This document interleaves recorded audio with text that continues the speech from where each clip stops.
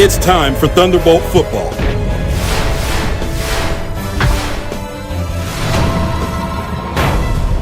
Let's get ready for kickoff.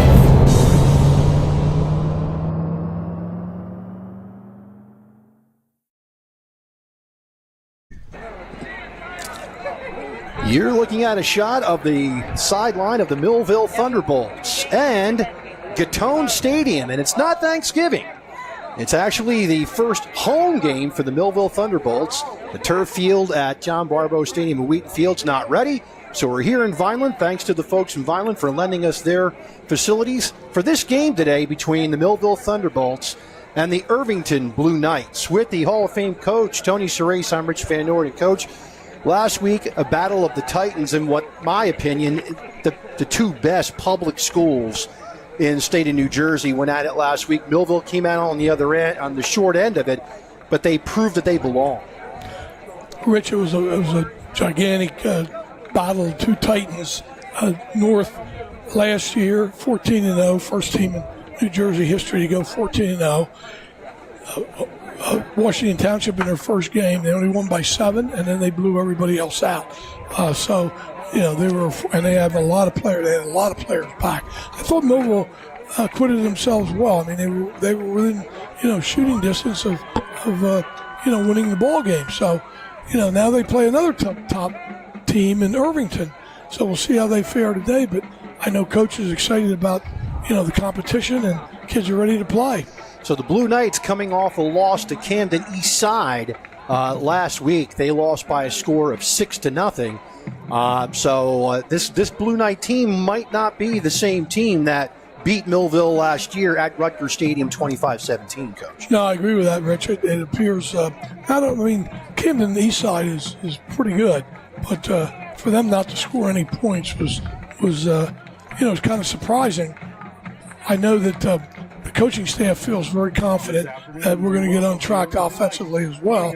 We certainly, as you well know, and I think the fans out there know, we have a lot of firepower. And last week we didn't get an opportunity to display exactly how talented we are. So hopefully today's the day to get on track and get some of those great players that we have, get the football into the end zone.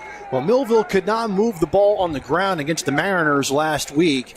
Amassing only 32 yards on 25 carries, led by Naeem Sharp, 6 carries for 29 yards. But they were able to move the ball through the air. The comeback route was very, very effective. And Teron Hale had a big day last week for Millville, 8 catches for 123 yards. Well, with Hale and Brooks, they have two of the premier receivers in the entire state. And I know Coach Ayala knows get the ball to them in space, and they can make things happen. So I know, though, going in and talking to Coach, he really wants to establish the run game. He thinks that they are going to be more effective on the ground today. Latzir Brooks, the dynamic receiver for the Thunderbolts, caught his 30th touchdown pass of his career last week against the Mariners for the only score. It was a 42-yarder. And they need to show up. Hale and Brooks need to show up today if Millville's going to have a chance to win this one. Yeah, no doubt. They need to get the ball in their hands. That's one of the things Coach wants to do. And he also, as I said, wants to get the running game going. With Sharp, Wallace, and White. White's going to be the starter, he told me. So we'll see how the running game goes. But he's very confident in their offensive line. They have a really veteran offensive line.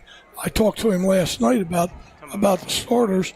He has Darren Bowser at right guard, who's 5'9", 230. Center's a third-year starter, Marcus Alfer, 6'1", 300.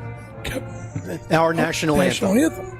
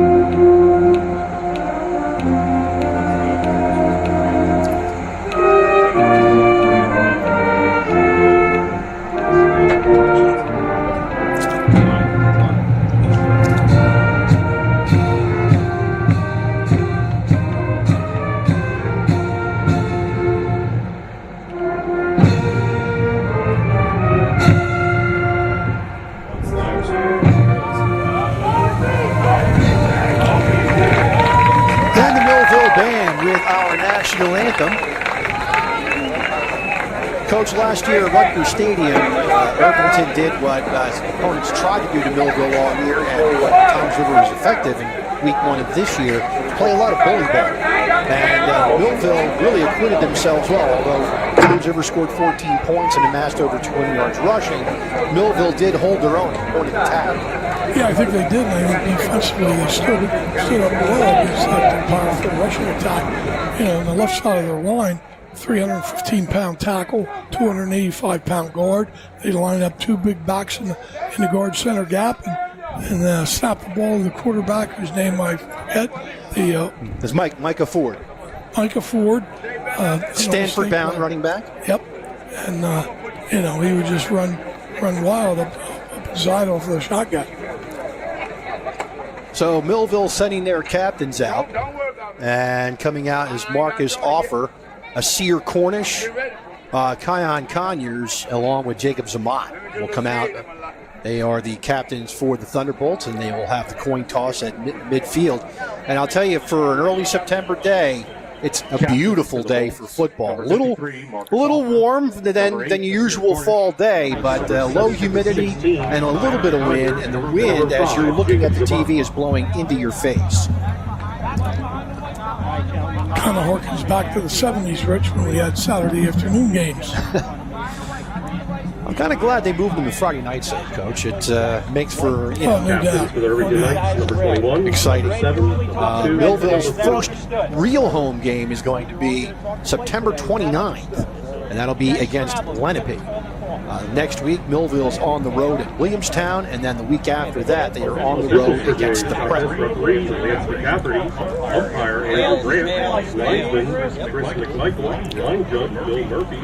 And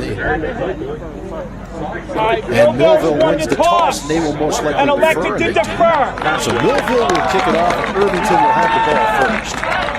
Well, right away, the defense is going to get tested against this powerful Irvington team, and I'm sure they're hungry for a win. They have a lot of pride in their program. They've had much success over the last few years, and these are 2 of the, again, top teams in public schools in New Jersey.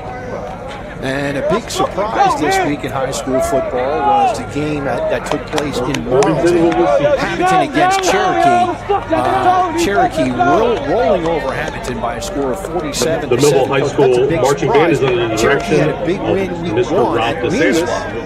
And then they come back home and they really put it on Hamilton. So it looks like they may be a force in Group 5. Oh, there's no doubt they will be. Hamilton coming off a big win where Smith scored, was it 5 touchdowns? And Cherokee just really dominated that game. I'm not surprised Cherokee won. He's surprised how much they scored 34 unanswered points in the third quarter, and it put the game away. It was pretty much a shock given how much, how far Hamilton had come. They lose to Millville in the playoffs last year. Hamilton will be a force to be reckoned with also in Group 4, but just how easily that they had won was the big surprise of the week. Well, we'll see how the season plays out, but it'd be no surprise, Rich, if we end up playing Hamilton as we did last year at some point in the Group 4 playoffs. Number 45, Lorenzo Lewis, kicking off for Millville. Kareem Corey is back for Irvington, along with Jordan Agbawale. And it comes to one of the upbacks at the 30, 35, has the sideline into Millville territory. And running with the football was Malachi Dudley. A short kickoff taken by the upback right up the sideline. Good yardage. I guess he had stepped out of bounds prior to Millville knocking him out. And it's a hold against Irvington. Penalty flag on the play. Holding on Irvington. So that benefits Millville greatly to start the game. That was not good special teams by the Thunderbolts. No, they benefited by the penalty, and I didn't see the hold, Rich, but it was a good call. Mark that occasion down. Coach Race agrees with the referee, so we're good. Well, that's a big that's a big bonus. I mean, they really flipped the field on that penalty. Nasir Ransom is the quarterback for Irvington. And it's over snap. Ransom gets it. He's going to throw the ball away smartly. Very fortunate that time. Good athlete. Of course, you got a good bounce, Rich. You know, sometimes that ball doesn't bounce right back up to you. So Ransom saves the day by picking up the bad snap. Jaheed Lassine is the running back to the left of Ransom. Ransom takes the snap. Handoff straight up the gut and going nowhere is Lassine. I think that was Jaden Jones, possibly. Tackle the play So, by number 8, Nasir Cornish. So it's actually a loss on the play back to the 30-yard line, a loss of 2. And it'll bring up a 3rd down and 12. Millville making substitutions.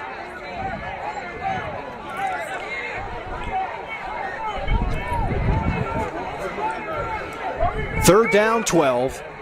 2 wides to the near side for Irvington. 1 to the far side. Ransom's going to roll to his right, look down the field, looks, throws, and the ball's picked. Picked off. And with the pickoff for Millville was Christopher Harrell. And now we have a flag on the play. Looks like it's going to be on the Millville bench.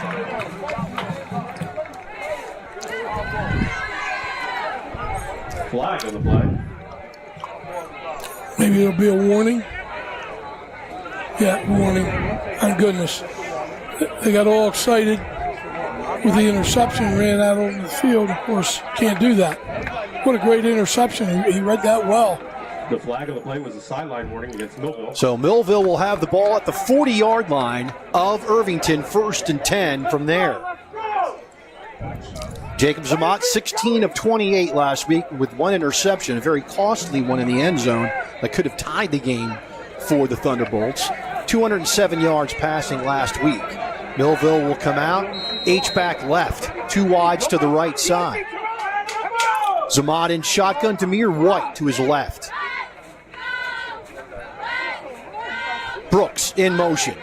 White has a blocker in front of him and gets to the 34-yard line. That's a gain of 6, and it's going to be 2nd down and 4.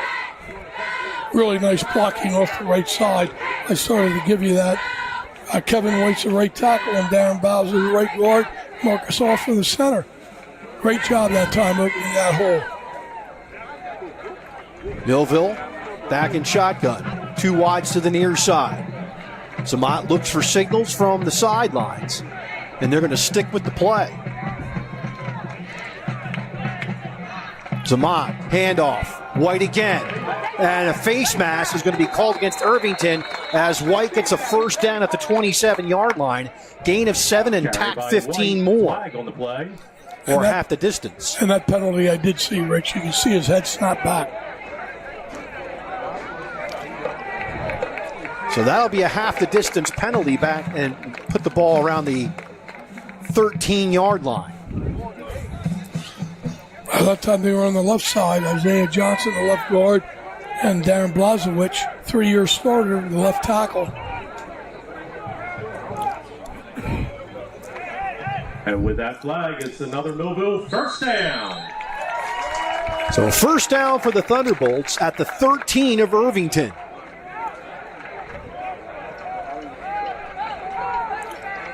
Zamat takes the snap, handoff White around left side. He cuts it upfield inside the 5-yard line to the 4. That's a gain of 9. It'll be 2nd down and 1. 22, Demir White. Well, Rich, they're doing what Coach Ayala said they were going to do. They're pounding the ball right at him for good yardage, 1st and goal.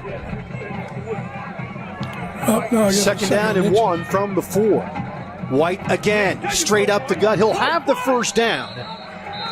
They'll mark the ball at about the 3. Jamal Wallace coming into the game, a little bigger back.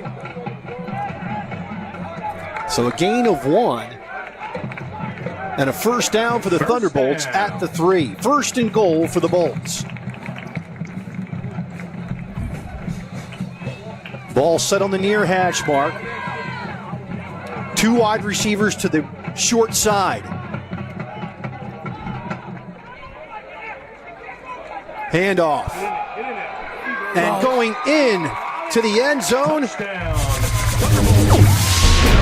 going to be Jamal Wallace going in to the end zone for the touchdown. Well, Rich, we might as well say it's Jamal Wallace Jr. and we don't have to say it every time. Jamal Wallace, the all-state wide receiver that, I had the fortune to coach. This is his son, great player, offensively and defensively, and only a junior. And this year switching from 15 to his dad's number, 3. And the extra point is good. Lorenzo Lewis with the kick. 9:02 left, first quarter, 7-0 Millville. Back after this. Timeout. Hello, my name is Craig Atkinson, and I am president of the Millville Thunderbolt Club. The mission of the Thunderbolt Club is to enhance the athletic experience of Millville High School student athletes. We provide a myriad of services for these athletes. And aided by a face mask penalty. Lewis will kick it off again for Millville. Great start for the Bolts on their first possession. There's a high end-over-ender, and it's going to be taken by one of the upbacks who's going to be almost tackled inside the 30-yard line, but finally taken, and that's Kareem Corey to the 32-yard line. First and 10 for the Blue Knights. Well, defensively, Millville stepped up last possession that Irvington had. So hopefully they can get a 3-and-out here and get good field position. At the 33-yard line, first and 10. Irvington will start first and 10 from the 33. Jaden Herron is the running back for the Blue Knights. Ranson at quarterback. And another bad snap. And Herron's going to fall on it. Big loss for Herron. Back to the 14-yard line. That's going to be an 18-yard loss. A 19-yard loss for the Blue Knights. Well, the worst part for Irvington is it was first down, and now you've got 2 downs to make up a lot of yardage.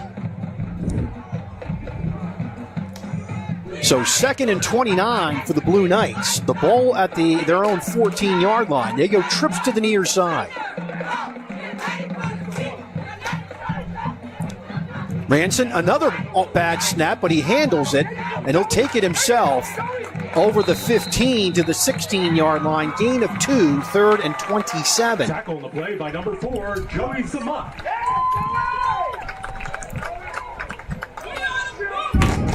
So how many 3rd and 27 calls were in your playbook, Coach? I always gave that to one of the assistants.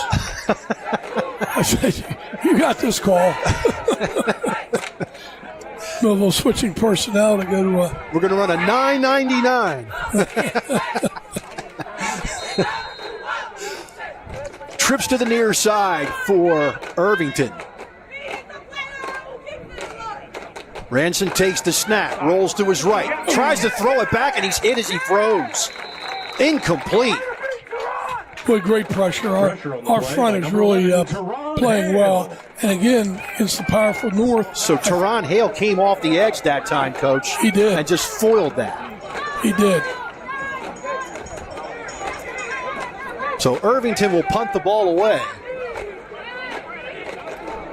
And coming in to punt is going to be Alex Namfrak for the Blue Knights. You see who's deep for us, Rich? Wallace deep for the Thunderbolts.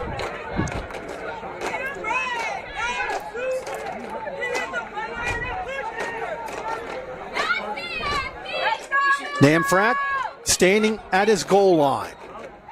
Nearly blocked. It's a short kick. Hits at the 33-yard line. Will roll forward to the 44. Great field position. So Millville will have it at the Irvington 44, 7:40 left here in the first quarter. Flag on the play.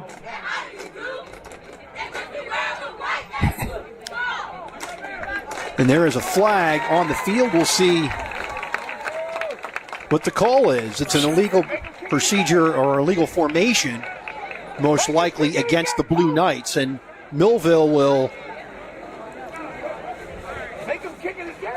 They'll take the kick and they'll add 5 yards onto it. And Millville will take over 1st and 10. So another 5-yard penalty for the Blue Knights. And Coach, Millville looks fantastic in the first few minutes. Irvington can't get anything going. They've got negative yards for the game. And really can't get set up. Millville's done a great job so far. Oh, yeah, no doubt. Both sides of the ball, offense and defense. After that short kick and a good return, Irvington had that big penalty, which, helped Millville out quite a bit. They have great field position now. Haven't attempted a pass yet, Rich. 5 runs for the Thunderbolts, which is something they were looking for today. They've got 2 wides to each side. My kind of football. And Brooks in motion. They're going to call an illegal procedure against Millville. It'll be the first penalty against Millville. And we had a bad snap, too. So Naeem Sharp in at running back for the Thunderbolts. And something we did not see last week, Coach, was motion or jet motion from Brooks. And we've already seen that twice so far in the first few minutes. Again, they're going to go back to their base set, which is 2 wide receivers to each side. They fake, they give it to Sharps, and they all over it. Yeah. Coming in for the Blue Knights to make the play was Jaquat Fluellen. Yeah, the fake to Brooks that time, and you thought that the way Millville had been running inside, they'd be able to open a hole, but not to be. So the ball at the 46-yard line, 2nd and 18.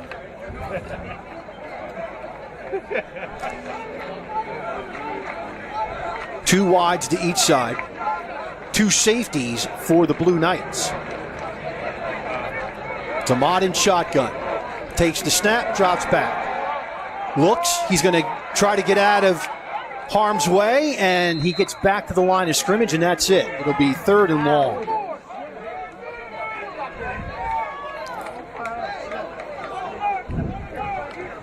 Coach had talked about possibly throwing the ball short. That time they went long. I know they have 18 yards to gain for a first, but you can also pick that up and just get the ball in those kids' hands. 3rd down, 18 for the Thunderbolts. 6:21 left in the first quarter from Gatone Stadium in Vineland.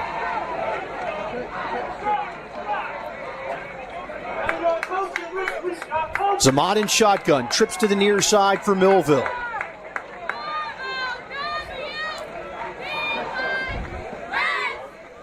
Zamad takes the snap, drops it back. He's got a man, that's Sharp. Sharp won't get far, he'll get 2 yards to the 44-yard line and bring up a 4th and 16. Number 6, Naeem Sharp. Millville's they're gonna have to punt. And last week that was a bit of an adventure at times, Rich. And Jacob Zamad is the punter for the Thunderbolts. He, along with Jaden Jones, were punting last week.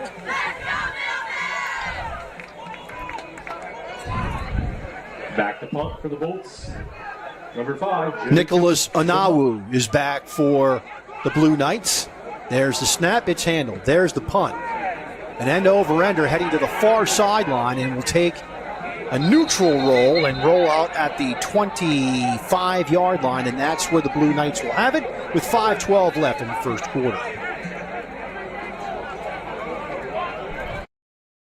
At Mintz Insurance, we're proud to have been serving our customers for nearly 80 years, offering 30 different insurance products for your auto, home, and business. And to help ensure that you're getting the best rates possible, we give you up to 3 quotes for every policy, so you can choose what's right for you. At Mintz, we're part of the community, local representatives, supporting events, and proud of it. It's part of who we are. Mintz Insurance. Call today and find out how we can help you save on insurance, or visit us at mintzinsurance.com. 1st and 10, and getting the handoff for the Blue Knights was Heron. and he goes nowhere. A little extracurricular by Irvington pushing the Millville kid. I don't know if he said something to him, but Tackle made on the play by number 57, Octavian Spence. Ball's going to be marked back to the 20-yard line. It's a loss of 5. And it's going to be a 2nd down and 15. Octavian Spence from his defensive line position made a nice play. 2 wides to the near side for Irvington. Now motion to the far side. And it's going to be a penalty against Irvington. On the play.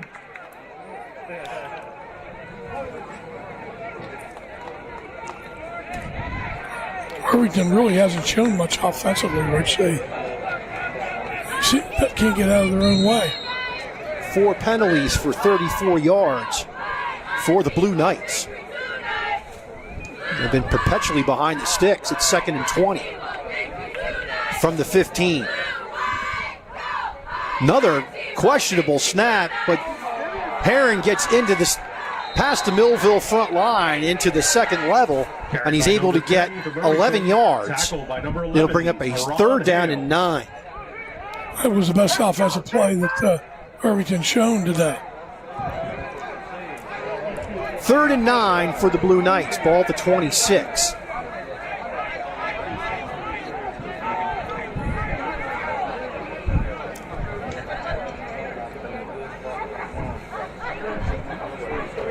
Snap, another handoff, and that's Herron again, and he'll get back to the line of scrimmage, and that's all. It'll be another punting situation for the Blue Knights. Tackle on the play by number 4, Joey Zamat. Okay, Joey! So 3 possessions for the Blue Knights, and they really haven't gotten much. They had 1 positive play. Everything else, they've got negative 13 total yards so far in their 3 drives. Wallace back deep. Number 3, Jamal Wallace Jr. And punting the ball away is Namfrak for the Blue Knights.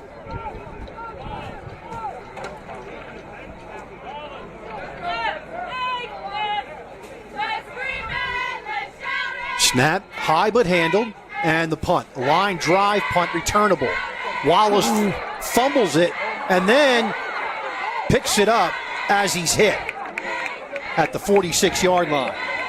Well, that throwing type punt, that's a line drive, was probably the most difficult to catch. He bobbled it, but the good news is he fell on it. So good hustle by Jamal. What the hell are you doing?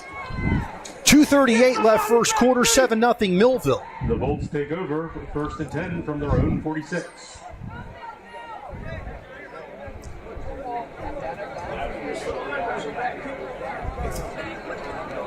Glad you could join us on Channel 22 in Cumberland County, Facebook Live, and also YouTube around the world. And Millville football. I believe last year, Coach, I think we had 500,000 views around the world for Millville football games. It can be seen everywhere. I know there's a lot of people. I know former Millville Thunderbolt great Bob Hahn always watches down in Florida. So 1st and 10 for Millville at their own 46-yard line. Sharp back in at running back. They're going to give it to the H-back, and going nowhere for Millville. I think that's Collins. Number 15, Sherman Collins on the carry. Shamir Collins on the carry. He was the H-back. No gain on the play. It's going to be 2nd down and 10.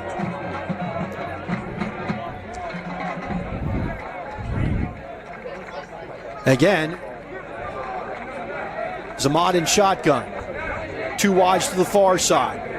Drop back to pass. He's got a man. It's going to be Collins, and Collins will fight his way for about 2 or 3 yards to the 49-yard line. See where they mark the ball. They're going to mark it at the 48. So it's a gain of 2, 3rd and 8. Nobody's sticking sharp out of the backfield. All these coaches, anybody seeing the game? It's 3rd down 8 for the Thunderbolts. Ball at their own 48-yard line. the money down. So Jones and Brooks to the far side. Hale and White to the near side. Sharp's the running back. 3rd down 8. And they're pressing the wide receivers, Rich. Zamat back to pass. Looks, he's got a man. Sharp. He's hit it as he throws, but the ball falls incomplete, and Millville will have to punt the ball again. Yeah, you and I were talking before the game that, Sharp was open on a lot of those swing patterns last week. So trying to get him the ball in the open field. But that press coverage is not allowing Brooks or Hale to get open. And they're also playing double high safety, Coach, and so there's help over the top, so if they beat that coverage. There's a flag on the play and a high kick and a fair catch at the 34-yard line. And we'll see what the flag's all about.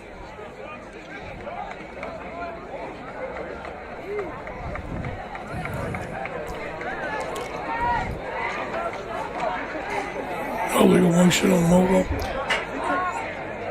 Well, you mentioned it earlier, Rich. Got to thank Don Robbins and the Vinyl administration for allowing Millville to come over here and play. And they got to compliment them on putting the scoreboard where it's out of the sun when you play a day game. When you're on the sideline, even for years, with that scoreboard over there during the day games, it's hard to see the time. So the Blue Knights will have it at their own 39-yard line after the 5-yard penalty against Millville. And it will be a 1st and 10 from there. 58.9 seconds left in the first quarter. 7-0 Millville. And the Blue Knights will go double tight. They go balance formation. They're going to hand it off. That's going to be tackled in the backfield. Great play by Xavier McBride. Loss on the play of 3 as he tackles Ranson in the backfield. And he did not get fooled on the fake. Kept his position and made a great open field tackle. So McBride doing what that DN has to do is maintain that outside and contain and not get fooled. So he came right upfield and was able to engage the quarterback who had kept the ball. 2 wides far side, 2 near side. 2nd and 13. Ranson back to pass. He's being rushed. Is flushed out of the pocket, and he's going to be hit and dropped. Gain of 2 on the play. Coming in for Millville is Jaden Jones. And that's the end of the first quarter of play with the score Millville 7 and Irvington 0. Back after this timeout. Hey parents, there's something you should know. If you don't teach me about money, that's okay. I'll live off your nest egg for the rest of my life. Feel confident talking to your kids about money. You're gonna find me a real one, right? Before it's too late. Get ready at td.com/kidsandmoney. Complete Care has some big news to share with you. We're here opening more locations and offering more services every day, including our newest locations on Pearl Street in Bridgeton and High Street in Millville. We're here with convenient, high-quality, and accessible healthcare services all under one roof. We're here just a call or email away. We're here to provide compassionate care for you and your family. We're here and we're ready when you are.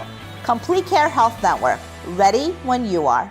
Thunderbolt Area Federal Credit Union is your hometown team for banking. We offer banking which is small town focused and customer based. We know you and we are for you. Thunderbolt Area Federal Credit Union is a nonprofit and federally insured. Solid as the Thunderbolt airplane, we are your team. Thunderbolt Area Federal Credit Union, 1601 Cedar Street. Hi, I'm Bob Millard, President of Thunderbolt Area Federal Credit Union. Come see us and experience banking as it used to be. And now, back to the game. 3rd and 11 for Irvington as we start the second quarter of play from Gatone Stadium in Vineland. Millville leads 7-0. 2 wides far side. Another bad snap. And getting chased down and dropped for a loss of a yard is going to be Anawu. Flag on the play. Seems to be a little bit of pushing and shoving. I think it's a personal foul, Rich. It may be against Irvington. Well, we'll find out here as they're discussing it. So it's a loss of a yard for Anawu, and the thing that we saw last year, Coach, is Millville at times lost their cool, and it was nice to see them maintain their cool here. Absolutely, you don't want to get unforced penalties. So it's a post-down penalty, which means the down counts, and they'll be going back 15 yards.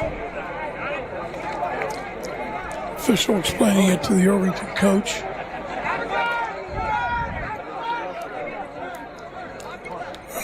Punt return team comes in for Millville. Coach Chuck Carr really has the defense playing at a high level.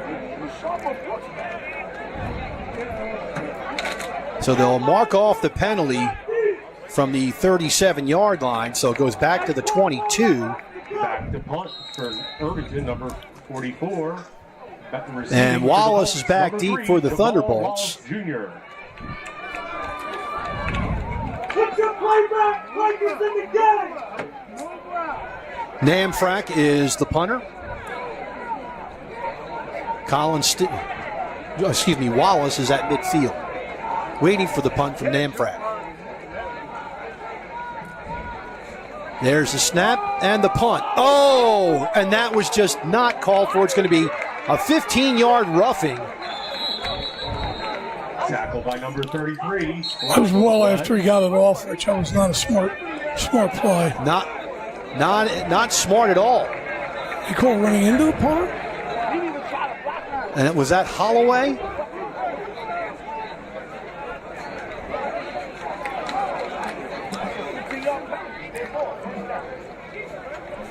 So it's a 15-yard penalty against Millville, and I got to tell you, Coach, that was completely uncalled for. Yes, it was. Personal foul. It wasn't even close to getting to the ball. And the Blue Knights will have it. On the personal foul, 1st and 10, at their own 37-yard line. Well, they haven't shown the ability to move the ball at all, but, they're still in the game. It's a 7-0 game. So the Blue Knights hold on to it. And they'll have a 1st and 10. Ranson's back at quarterback.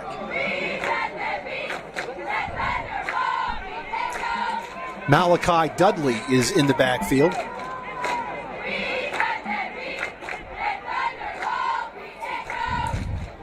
Two wides far side for the Blue Knights. There's a snap, handoff, Malachi. Quarterback keeps it. Fake me out again. And getting out to the 44-yard line is going to be Ranson for a gain of 7, 2nd and 3. 15. Yeah, that's about their second most positive play today, and he did a nice job on the fake. My bad if you rely on me. I completely got faked out on that one. 2nd down and 3 for the Blue Knights.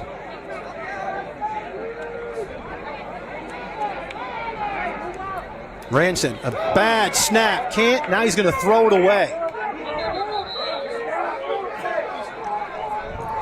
They'll bring up a 3rd and 3 for the Blue Knights.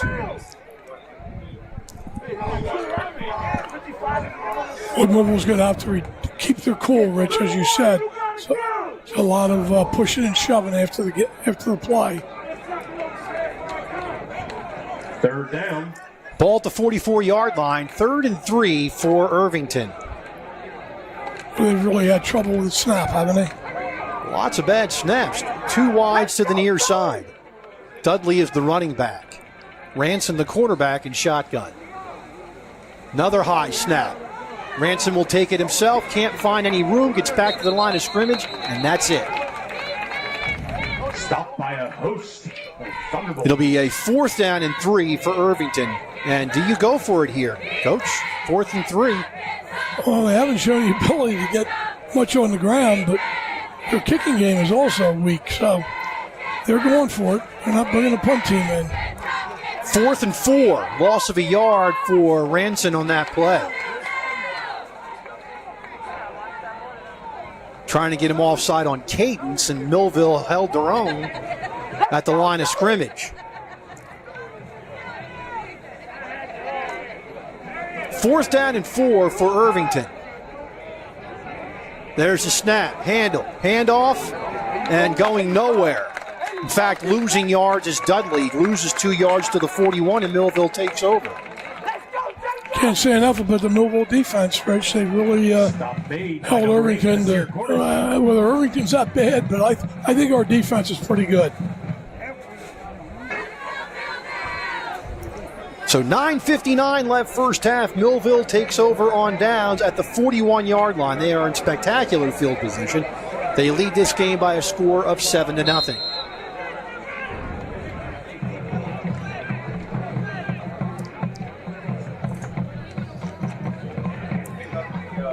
Hale goes to the far side.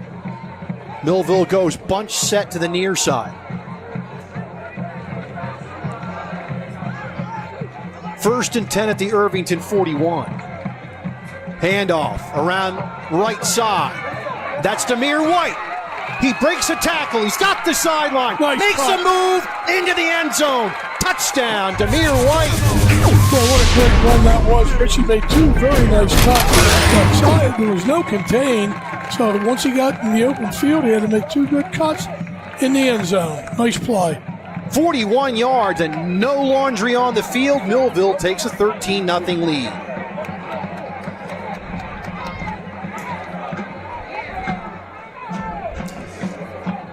And Lewis comes on for the extra point. Here on replay, the move right here was impressive. Yeah. I mean, just left the DB in his wake and was able to get into the end zone.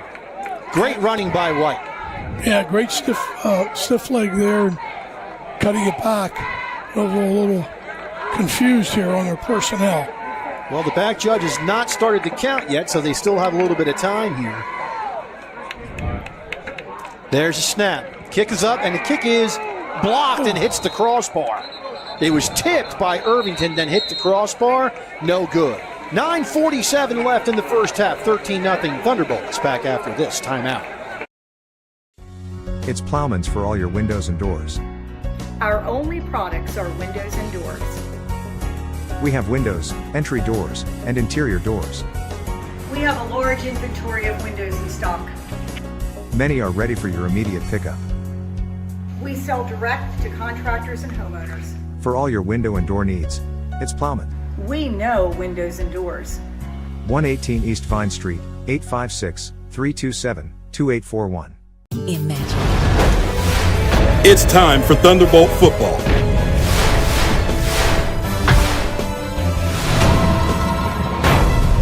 Let's get ready for kickoff.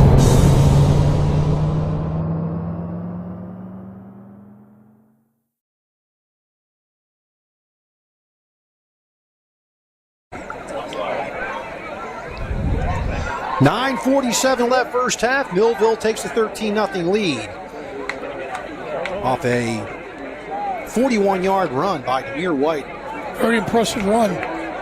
Millville has a bevy of backs, with him, Sharp, and Wallace. That's a nice three-headed monster. And Millville's defense has really handled the Blue Knights today. I mean, Blue Knights have yet to score a point in now 5 quarters and 2+ minutes. Yeah, they don't look very sharp, so Millville defense, unless they break down somehow, I don't think they're going to give up any points. So Lewis will kick it off, and he drives it deep. And inside the 5-yard line, that's Anawu. And Anawu is going to get pushed out of bounds outside the 25. They'll mark it at the 28-yard line. 1st and 10, and we have a flag on the play. We have a flag on the play. Generally, that's a hold against Irvington, which will back them up.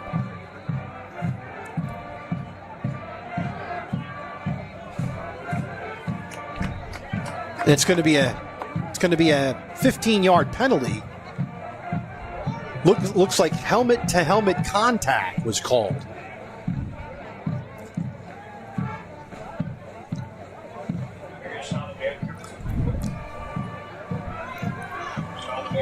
So they're going to mark the ball back to the 14-yard line. Well, when your offense is struggling and you continue to get penalties to back you up, it really makes it tough. So 6 penalties for 63 yards after that 14-yard mark-off. Penalty occurred at the 28-yard line. They marked it half the distance. So 1st and 10 for the Blue Knights at their own 14. 2 wides to the far side. Ranson takes the snap, throws it in the flat. He's got Herron, and Herron is going to break a tackle and get over the 15 to about the 19-yard line. That'll be a gain of 5. A pretty impressive run because Millville was all over that initially. Spinning down the field, number 10 for Irvington. 2nd down 5 for the Blue Knights after the 5-yard penalty. Herron was caught in the backfield but broke the tackle. Was able to get positive yardage. 2 wides, far side, 1 near side. Another bad snap, and Herron's going to pick it up. And he's going to be chased and taken down. And now a face mask penalty is going to be against Millville on the tackle. Face mask or horse collar, one or the other.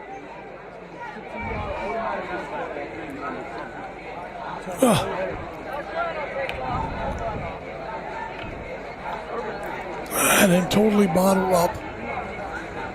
So it'll be a personal foul against Millville, a 15-yard penalty, and it'll be an automatic 1st down. There's a Kona ice truck on the home side, and we're also selling water for $1 at the entrance gate. So both 1st downs in this game by Irvington have been by Millville penalty, and they're going to mark it from the line of scrimmage, not where the penalty occurred. No, that penalty's got to be marked from where it occurred. It is a 1st down.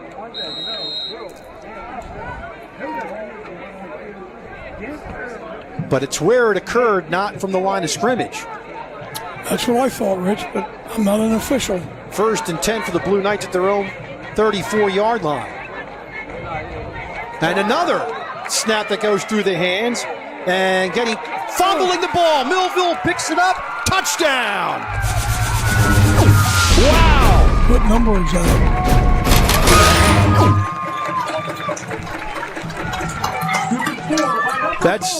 Looks like Joey Zamad picks up the loose change for Millville and takes it in on an 11-yard fumble return for the Thunderbolts. Let's see it here.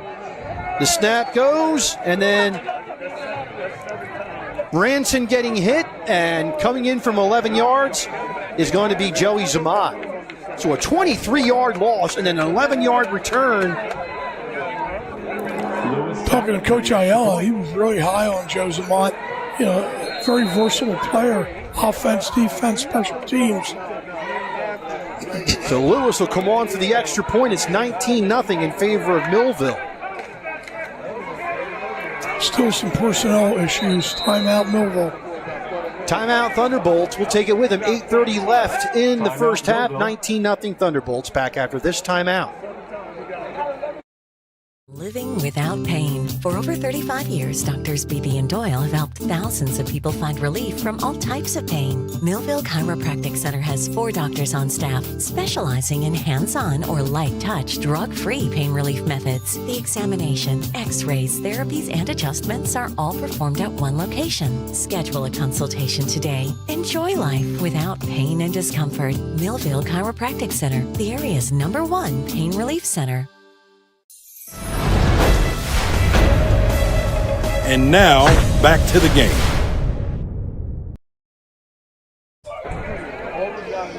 So Millville will come on for the extra point. You know, when you score quick on a defensive turnover like that, kids on the sideline get excited. They forget they got to go win the game for the extra point. Reggie Holly is the holder for Millville, waiting for the Lewis kick. Snap, ball down. The kick is up, and the kick is no good. Wide right. 8:30 left in the first half. 19-0 Thunderbolts. Back after this timeout. All looking for God. All the signs point to there is really a God. We try to find him in all kinds of ways, in all kinds of places. and through all kinds of things. But there's only one way to find him. That's by personal experience with him. Come visit us this Sunday. We can introduce you to him. New Life Church, Millville, New Jersey. Hello, my name is Craig Atkinson, and I am president of the Millville Thunderbolt Club. The mission of the Thunderbolt Club is to enhance the athletic experience of Millville High School student athletes. We provide a myriad of services for these athletes, including end-of-year recognition banquets for all teams, stipends for teams and individual athletes, college scholarships of $35,000 per year, meals for special events, as well as hosting the Mike Trout Millville Thunderbolt Club Golf Tournament and the Millville Sports Hall of Fame. Please visit our website at millvillethunderboltclub.com for additional information. And now, back to the game. Lorenzo Lewis kicking off for the Thunderbolts.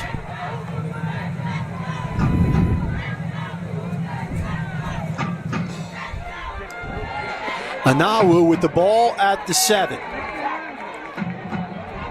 Goes to the far sideline, and Millville has him hemmed in, and surprise, surprise, another flag. Flag on the play. Can't imagine that's anything but a hold, which will back Irvington up again.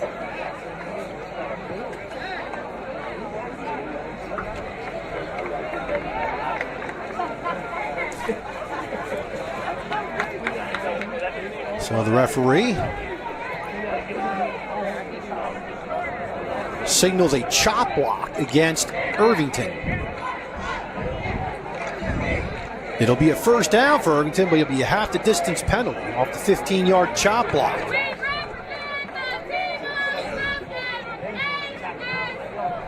So another 14-yard penalty for half the distance. 7 penalties, 77 yards for Irvington, and negative 29 total yards. In the first half. And that's in the first half. Yeah, they can't get out of their own way. They not a very good football team here in the first half. Not very impressive.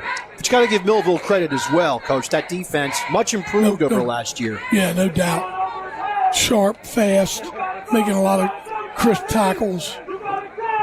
This is a team that held Toms River North to 14 points last week. Handoff straight up the gut and going nowhere.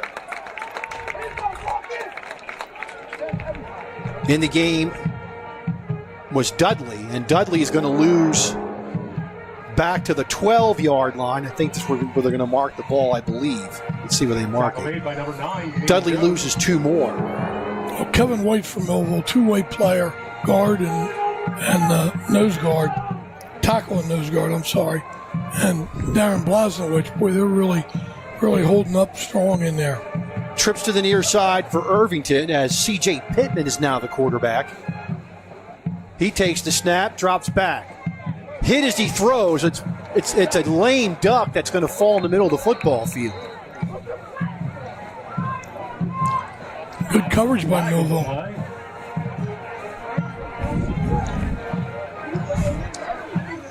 It's going to bring up a 3rd down and 12 and a flag on the play.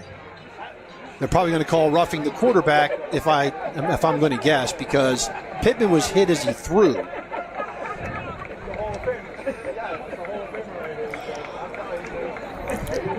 And it is a 15-yarder against Millville and a first down for Irvington. 3 first downs in the game for the Blue Knights, all of them off Millville penalties. Which one of their star players from last year, Torre, number 21, they haven't gotten the ball to him at all. Is he on the field? He is to the near side, I believe. Pittman, straight ahead handoff. It goes to Dudley, and Dudley gets positive yards out to the 30-yard line. It's a gain of 3.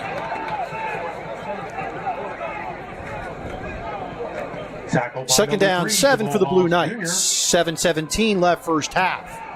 Millville up 19-0. Pittman with Dudley to his left. 2 wides to each side for the Blue Knights.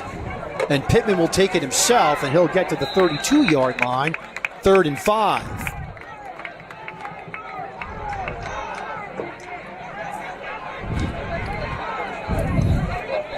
I don't know if Torre's playing. I think that's a 22 on the far side. Tackle by number 53, Marcus Offer.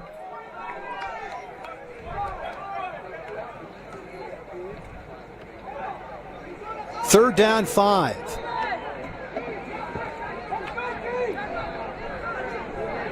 Pittman. Another bad snap by Pittman, and he fumbles the ball trying to recover it, but it's recovered by a Blue Knight player at the 15. Loss on the play of 17. Well, I mean, they got to have somebody be able to stop the ball better than that. Brings up a 4th down. It's kind of embarrassing. Back deep for the Bolts, number 6, Naeem Sharp. Namfrak will be the punter, and Sharp the punt returner for the Thunderbolts. And they're going to get great field position here with 5:46 to go in the half. Wind blowing across the field into the face of the camera as you're watching. And there's the punt. Sharp at the 46. Looks for room and he hesitates. The old saying, he who hesitates is lost. Naeem Sharp just found that lesson out the hard way. Number 16 from Irvington. No yards on the return off the punt, which was a 29-yard punt. Denzel King from Irvington made a really nice tackle on Sharp. And it's 1st and 10 for Millville at the Irvington 45-yard line with 5:27 left in the first half. And to your point, Rich, boy, we always wanted our return backs to go north and south. I think we had that discussion in the past. One of the most unspectacular punt returners in my lifetime was Larry Marshall from the Eagles. He averaged like 8 or 9 yards a punt return, but he never had anything over 15 because he would just go straight ahead. Always positive yardage. Right.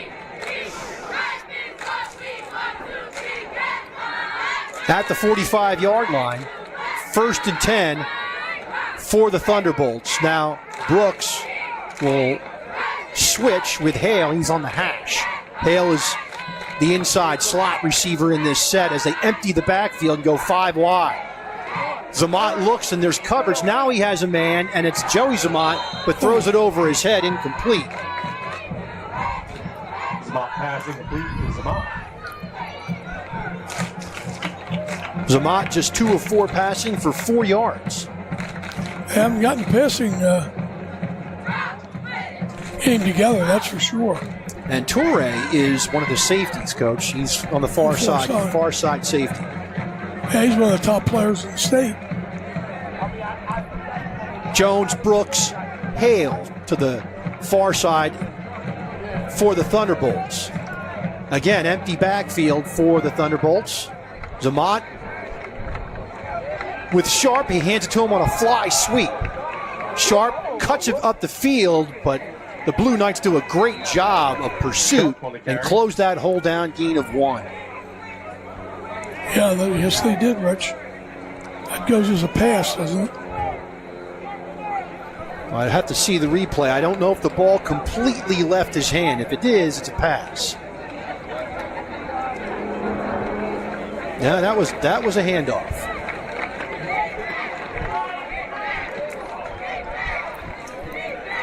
So 3rd down and 9 for Millville at the 44-yard line. Thunderbolts have kind of abandoned the run here in this set.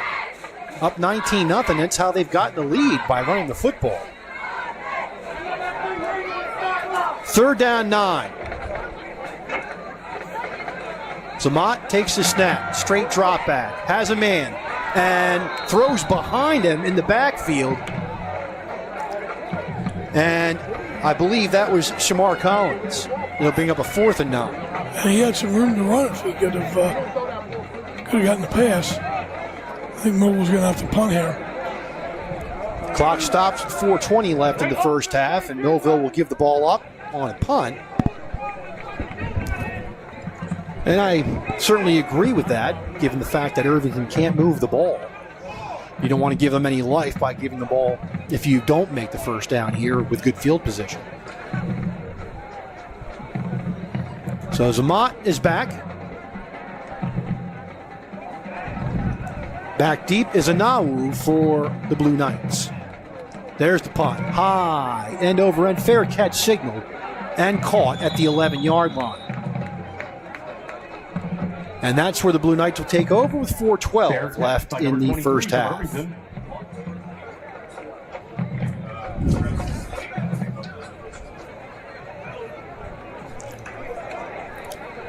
Plenty of time for Millville to get the ball back and can use their timeouts. And Irvington hasn't shown the ability to move the ball. So they could get another score.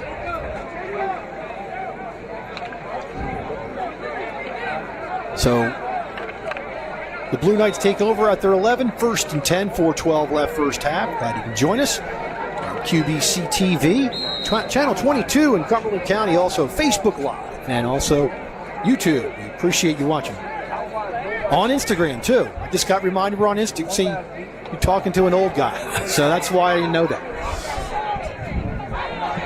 QBC.TV. Pittman is the quarterback. Throws the ball and has a man on a short curl pattern, but overthrows him. Incomplete. And now we have a flag on the play. Flag on the play. And they're going to call another roughing the passer against Millville. You're allowed to hit the quarterback. That's allowed. Well, somewhere Dave Sharp is cringing that you can't put your hand on the quarterback. 6 penalties for 70 yards against Millville. Irvington has 4 first downs, all of them by penalty. Yeah, not a very crisp game for Millville with penalties. They certainly need to clean that up against better teams. Trips to the far side for the Blue Knights. Slot receivers uncovered. They got to fan out the linebacker. And now we have motion against the Blue Knights. False start on the offense. Being 1st and 15 for Irvington.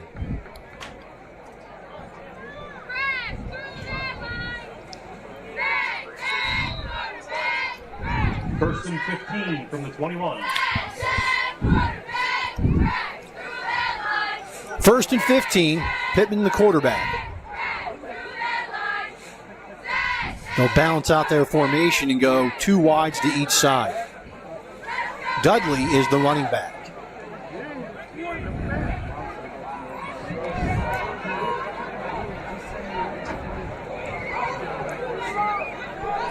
.409 left first half. Pittman takes the snap. Here comes the Millville rush. He's going to be sacked.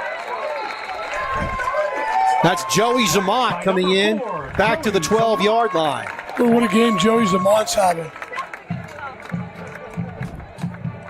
So that's going to be a 9-yard sack.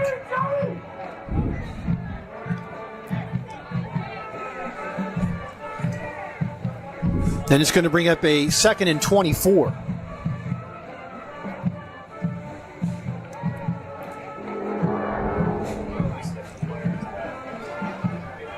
Second down, 24. The ball is at the 12-yard line. 2 wides to each side for the Blue Knights as they find themselves in the hole again. Way behind the sticks. Heron will now flip to the near side. And now we have a timeout, Irvington. 3:12 left in the first half. 19-0 Millville. Back after this timeout.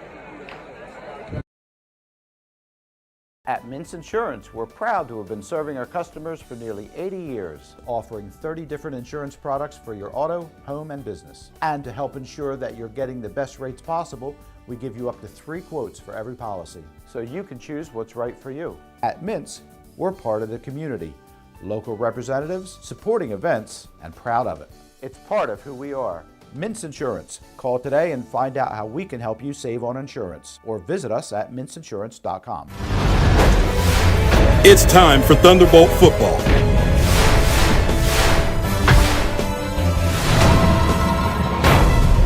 Let's get ready for kickoff.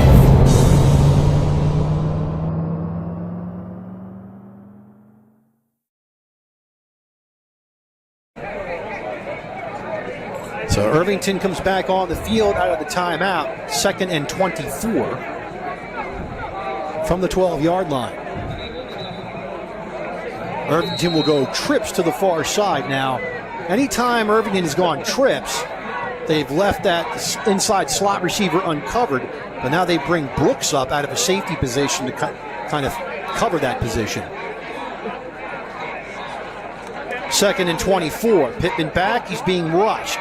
Looks down the field. He throws. He's got a man. It's Herron at the 26-yard line, out to the 27. Pass complete to number 10 from Irvington. That's going to be a gain of 15, and it'll bring up a 3rd down and 9. That time he was able to break contain. Millville didn't do a good job of containing him. Went to his left, squared his hips. Nice throw. 3rd and 9 for Irvington at their own 27-yard line. If Millville stops him here, I would hope they would take a timeout. Clock stopped on the out of bounds. Again, 3 receivers to the far side for Irvington. Pittman trying to set up the screen. Oh, and Asir Cornish read that. And now another flag comes in. They're going to call a rough against Asir Cornish. Man, you got to play the game. What are you doing? That was a clean play. Was it helmet to helmet? And the linesman, it was actually helmet to shoulder pad.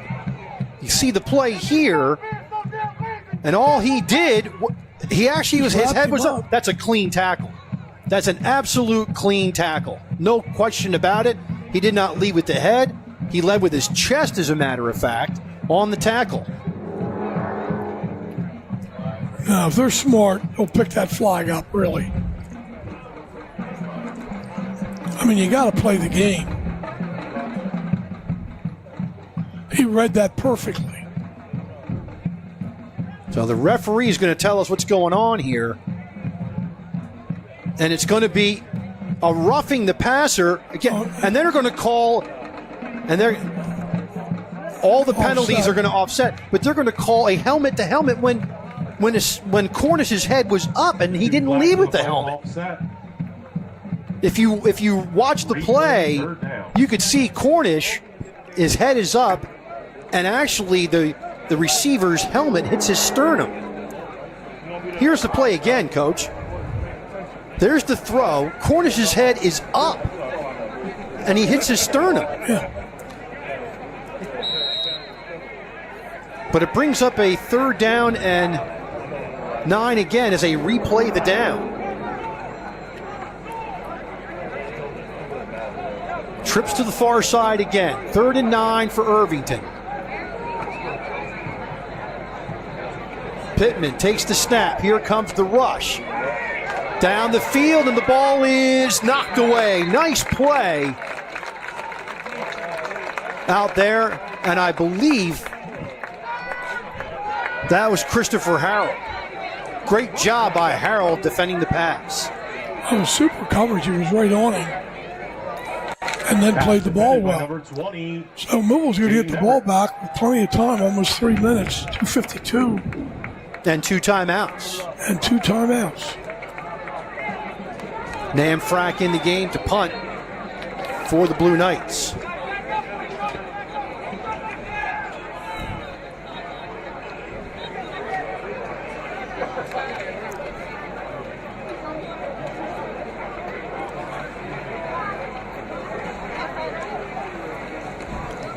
There's the snap. It's a good one. And the punt. High wobbly kick that'll hit at midfield. Take a bit of a Irvington bounce and will be marked dead at the 49 of Millville. And the clock did not run at all on that play. So now they're running it when it's supposed to be stopped. So where are they going to stop it? The clock's running. Come on.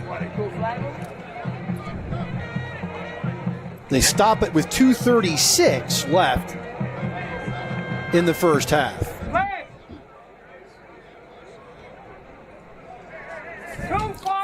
Millville hasn't had much success throwing the ball, Rich. In fact, they haven't very little success.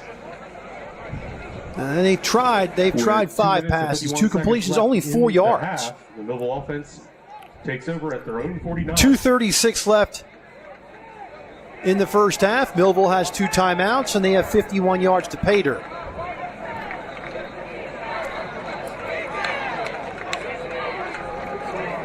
Millville goes H-back left. Wallace in at running back. Now Brooks in motion. And they give it to Brooks on a fly sweep. He eludes one tackle, can't elude two. And he loses 2 yards, back to the 47. I like the idea of getting the ball in Brooks' hands. He hasn't touched it much, but there was very little blocking on the perimeter there. He had nowhere to go. 2nd down and 12.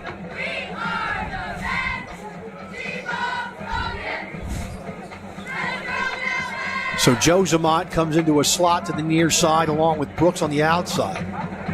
Single wide out to the far side is Hale. Wallace, the running back, to the right of Zamat. They have an H-back in the game as well. Jacob Zamat rolls to his right, looks down the field. He's going to run the ball over midfield into Irvington territory and down at the 41-yard line. It should be enough for the first down. Yeah, sprinting to his right and then seeing nothing open, reversed his field, did a nice job running the football. The ball spotted at the 41 of Irvington. First down for Millville. 1:40 left in the half. And the clock's running. Millville does have 2 timeouts. Zamat with 2 wides near side, 1 far side. Takes the snap, back to pass. He's going to throw it out in the flat. That's Joe Zamat. He loses yards. Back to the 42-yard line. It's a loss of 1. Zamat pass complete to Zamat. 2nd down and 11. Ball at the 42-yard line now. We're at 1:05 left in the half. Millville has no sense of urgency to try to score before the half ends. Now you think we'd be in a two-minute offense here, really trying to hurry up. And timeout, Millville will take it with them. 52.8 seconds left. It's 19-0 Millville. Back after this timeout. Hey parents, there's something you should know. If you don't teach me about money, that's okay. I'll live off your nest egg for the rest of my life. Feel confident talking to your kids about money. You're gonna find me a real one, right? Before it's too late. Get ready at td.com/kidsandmoney. Complete Care has some big news to share with you. We're here opening more locations and offering more services every day, including our newest locations on Pearl Street in Bridgeton and High Street in Millville. We're here with convenient, high-quality, and accessible healthcare services all under one roof. We're here, just a call or email away. We're here to provide compassionate care for you and your family. We're here and we're ready when you are. Complete Care Health Network, ready when you are. And now, back to the game. 2nd and 11 for Millville. 52.8 seconds remaining in the first half. Bunch to the near side for Millville. Zamat back to pass. Irvington blitzes. Throws it to Brooks and just overshoots him at the 30-yard line. I'm going to credit Zamat for staying in the pocket with pressure right in his face, which probably caused that pass to go high. Irvington came with a linebacker blitz who came clean.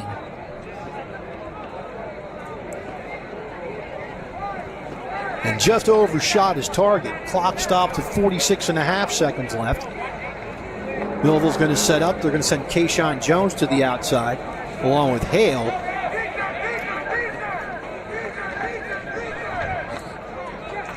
Everett and Brooks to the near side.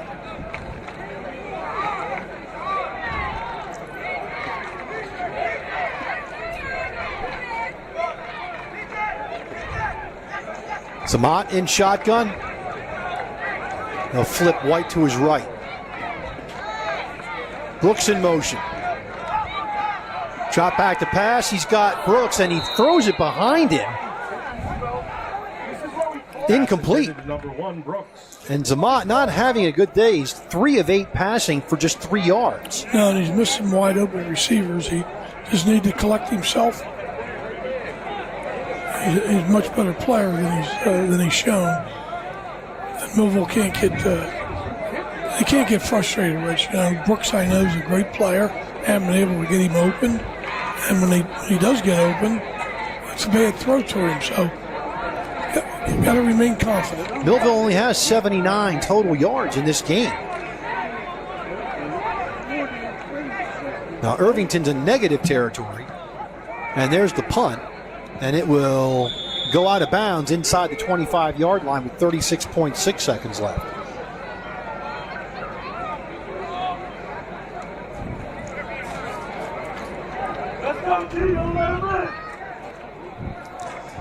So Irvington will get it with 36 seconds left, and they'll spot the ball at the, looks like the 25-yard line.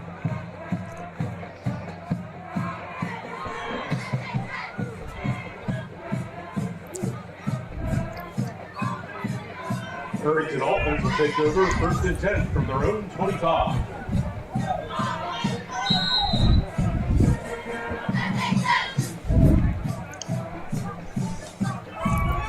Ball at the 25-yard line, 1st and 10 for Irvington.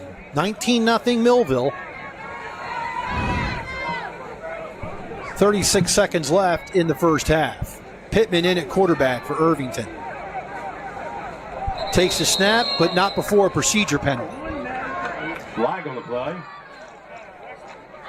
Be a 1st and 15 from the 20.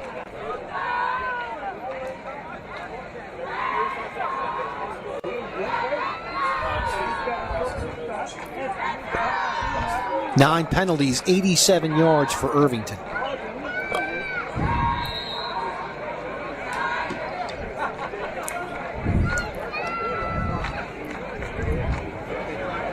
So 2 wides to each side for the Blue Knights. Pittman in at quarterback. Takes the snap, straight drop back. It's going to be flushed out of the pump. Fumbles the ball. Well, we got it. And it looks like Millville picked it up. I believe they did, and they did.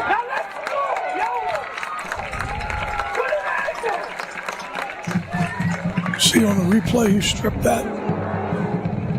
And here's the play.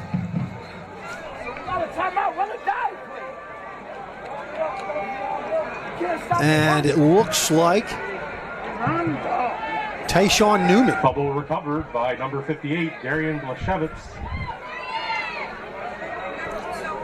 28 seconds, 1 timeout.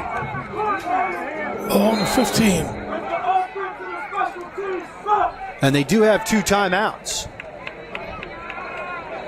So Millville does have their 2 timeouts and 28 seconds left. But check that out. They have 1 timeout remaining. Correct. So they do have a timeout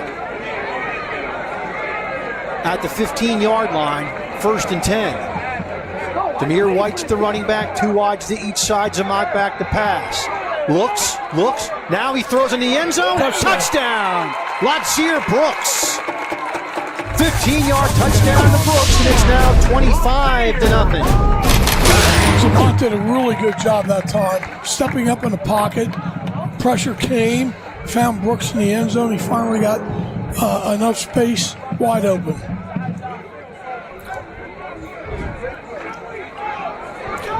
Well, if you're Irvington and you made a 2.5 hour bus ride down here, and you're down 25-0 at the half, going for the extra point, been a long day for you. And it looks like the offense is on the field to go for 2 for Millville.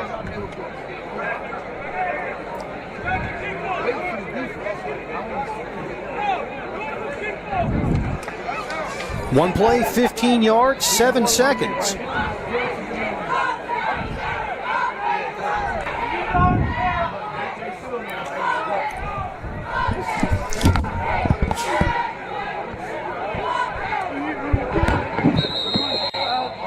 Timeout, Millville. Millville calls timeout. 25-0 back after this timeout. Federal Credit Union is your hometown team for banking. We offer banking which is small town focused and customer based. We know you and we are for you. Thunderbolt Area Federal Credit Union is a nonprofit and federally insured. Solid as a Thunderbolt airplane, we are your team. Thunderbolt Area Federal Credit Union, 1601 Cedar Street. Hi, I'm Bob Millard, President of Thunderbolt Area Federal Credit Union. Come see us and experience banking as it used to be. And now, back to the game. So coming out of the timeout, Millville wanted to call a play. They're going to go for 2.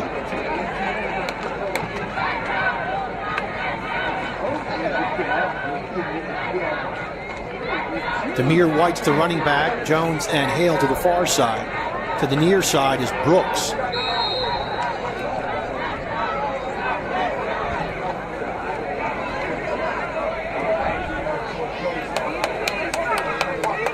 They fake the handoff, and now they go into the flat to Joey Zamat for 2. So Zamat to Zamat for the 2-point conversion. 21.6 seconds left in the half. It's 27-0 in favor of Millville. Do we keep it here? We go to a break. We're going to keep it right here and not go to a break. So they actually used a little trickery there. Yeah, nice play and a good throw. Jake Zaman had a really nice series. Stepping up in the pocket, throwing the ball well. Joe Zaman, rather. Hit Joe Zaman, his brother. So it's now 27-0 in favor of Millville. And the way Irvington is on offense, I can't imagine them. I just don't know how they're going to score any points unless there's a Millville complete breakdown. Or a mistake, yeah. Although Pittman has come in the game, Coach, and he's shown that he can throw the ball. Yeah, if he gets a little bit of time, and Millville's not giving him much time. Their defense has been outstanding. Coach Carr and the defensive staff, great job.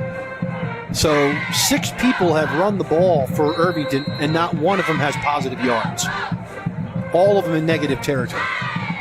Lewis's kick is going to be taken by Corey. And he tries to cut it upfield. Good special teams by Millville. Down at the 23-yard line. 14.7 seconds left in the half. And I think Irvington would do well just to take a knee, because last time they tried to do something with the ball, they fumbled.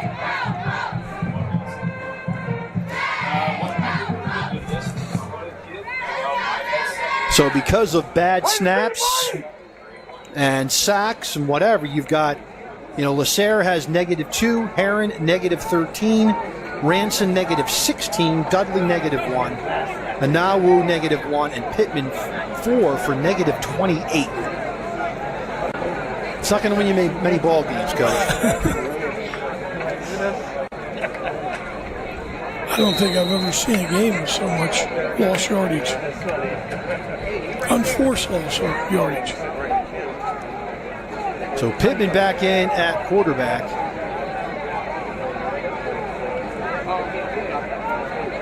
At the 23-yard line, another high snap. And getting back to the line of scrimmage is Dudley. And that'll be the end of the first half. We've played one half from Gatone Stadium in Vineland with the score Millville 27, Irvington 0. We'll take a break for halftime. Come back with more after this.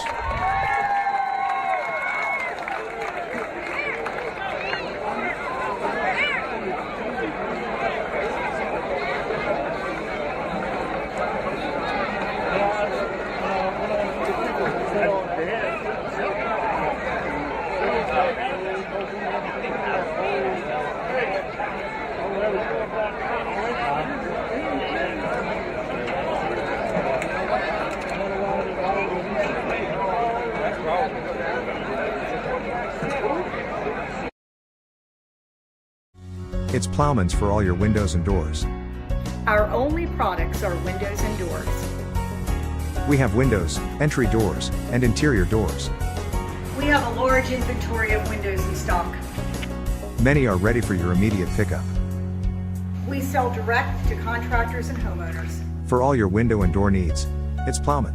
We know windows and doors. 118 East Vine Street, 856-327-2841. Imagine living without pain. For over 35 years, Doctors Beebe and Doyle have helped thousands of people find relief from all types of pain. Millville Chiropractic Center has 4 doctors on staff specializing in hands-on or light-touch, drug-free pain relief methods. The examination, x-rays, therapies, and adjustments are all performed at one location. Schedule a consultation today. Enjoy life without pain and discomfort. Millville Chiropractic Center, the area's #1 pain relief center. We're all looking for God. All the signs point to there is really a God. We try to find Him in all kinds of ways, in all kinds of places, and through all kinds of things. But there's only one way to find Him. That's by personal experience with Him. Come visit us this Sunday. We can introduce you to Him. New Life Church, Millville, New Jersey. Hello, my name is Craig Atkinson, and I am president of the Millville Thunderbolt Club. The mission of the Thunderbolt Club is to enhance the athletic experience of Millville High School student athletes. We provide a myriad of services for these athletes, including end-of-year recognition banquets for all teams, stipends for teams and individual athletes, college scholarships of $35,000 per year, meals for special events, as well as hosting the Mike Trout Millville Thunderbolt Club Golf Tournament and the Millville Sports Hall of Fame. Please visit our website at millvillethunderboltclub.com for additional information. At Mintz Insurance, we're proud to have been serving our customers for nearly 80 years, offering 30 different insurance products for your auto, home, and business. And to help ensure that you're getting the best rates possible, we give you up to 3 quotes for every policy, so you can choose what's right for you. At Mintz, we're part of the community, local representatives, supporting events, and proud of it. It's part of who we are. Mintz Insurance. Call today and find out how we can help you save on insurance, or visit us at mintzinsurance.com. Hey parents, there's something you should know. If you don't teach me about money, that's okay. I'll live off your nest egg for the rest of my life. Feel confident talking to your kids about money You're gonna find me a real one, right? before it's too late. Get ready at td.com/kidsandmoney. Complete Care has some big news to share with you. We're here opening more locations and offering more services every day, including our newest locations on Pearl Street in Bridgeton and High Street in Millville. We're here with convenient, high quality, and accessible healthcare services all under one roof. We're here just a call or email away.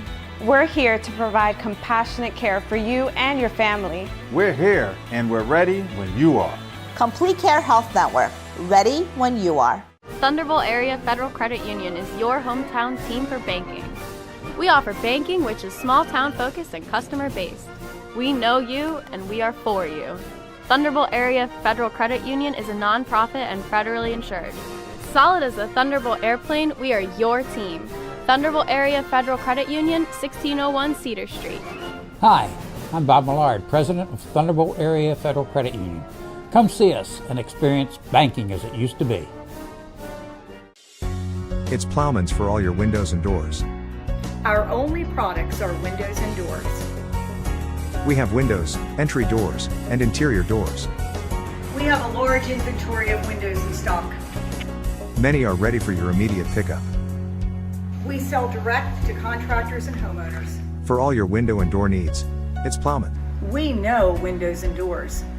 118 East Vine Street, 856-327-2841.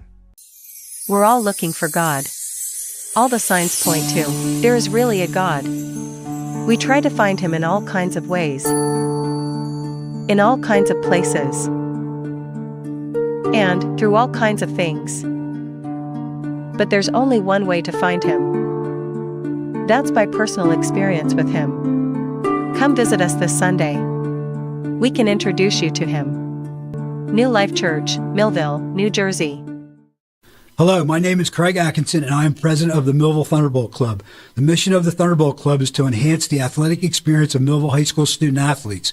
We provide a myriad of services for these athletes, including end-of-year recognition banquets for all teams, stipends for teams and individual athletes, college scholarships of $35,000 per year, meals for special events, as well as hosting the Mike Trout Millville Thunderbolt Club Golf Tournament and the Millville Sports Hall of Fame. Please visit our website at millvillethunderboltclub.com for additional information.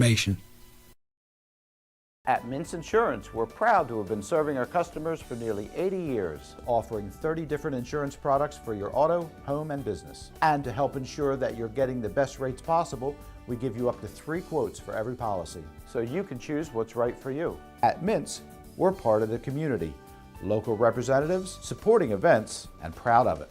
It's part of who we are. Mintz Insurance. Call today and find out how we can help you save on insurance, or visit us at mintzinsurance.com. Hey parents, there's something you should know. If you don't teach me about money, that's okay. I'll live off your nest egg for the rest of my life. Feel confident talking to your kids about money You're gonna find me a real one, right? before it's too late. Get ready at td.com/kidsandmoney. Complete Care has some big news to share with you. We're here opening more locations and offering more services every day. including our newest locations on Pearl Street in Bridgeton and High Street in Millville. We're here with convenient, high quality, and accessible healthcare services all under one roof. We're here, just a call or email away. We're here to provide compassionate care for you and your family. We're here and we're ready when you are. Complete Care Health Network, ready when you are. Are you just part of the crowd? Do you feel isolated and alone? Do you wish someone would see your gifts? Would you like to be seen as an individual? A person of value. Full of life and purpose. Part of a family that cares? Hello, my name is Craig Atkinson, and I am president of the Millville Thunderbolt Club. The mission of the Thunderbolt Club is to enhance the athletic experience of Millville High School student athletes. We provide a myriad of services for these athletes, including end-of-year recognition banquets for all teams, stipends for teams and individual athletes, college scholarships of $35,000 per year, meals for special events, as well as hosting the Mike Trout Millville Thunderbolt Club Golf Tournament and the Millville Sports Hall of Fame. Please visit our website at millvillethunderboltclub.com for additional information.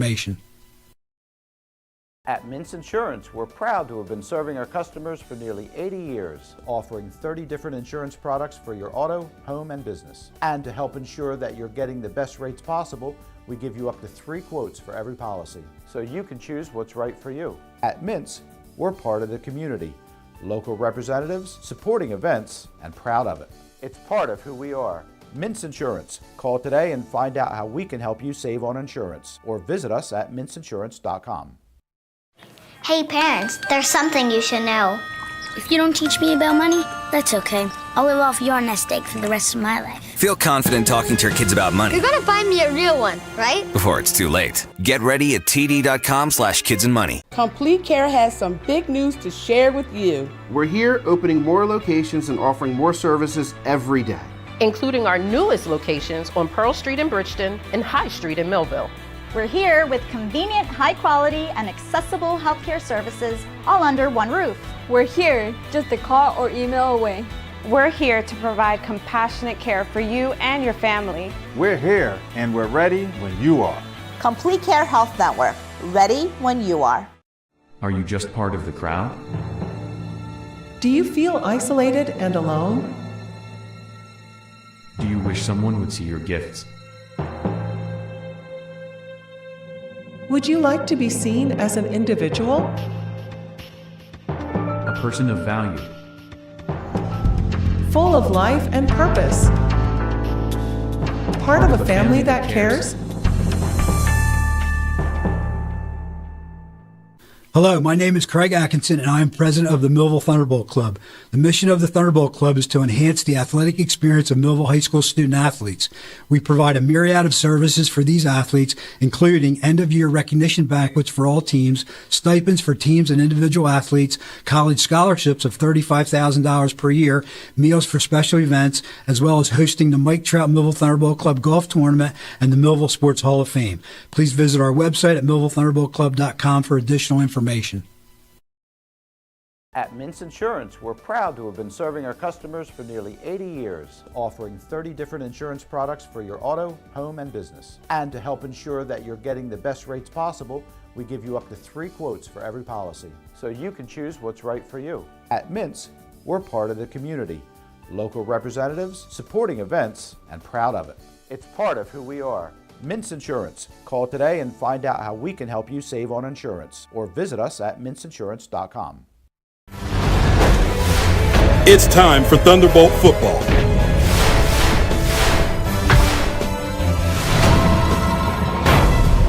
Let's get ready for kickoff.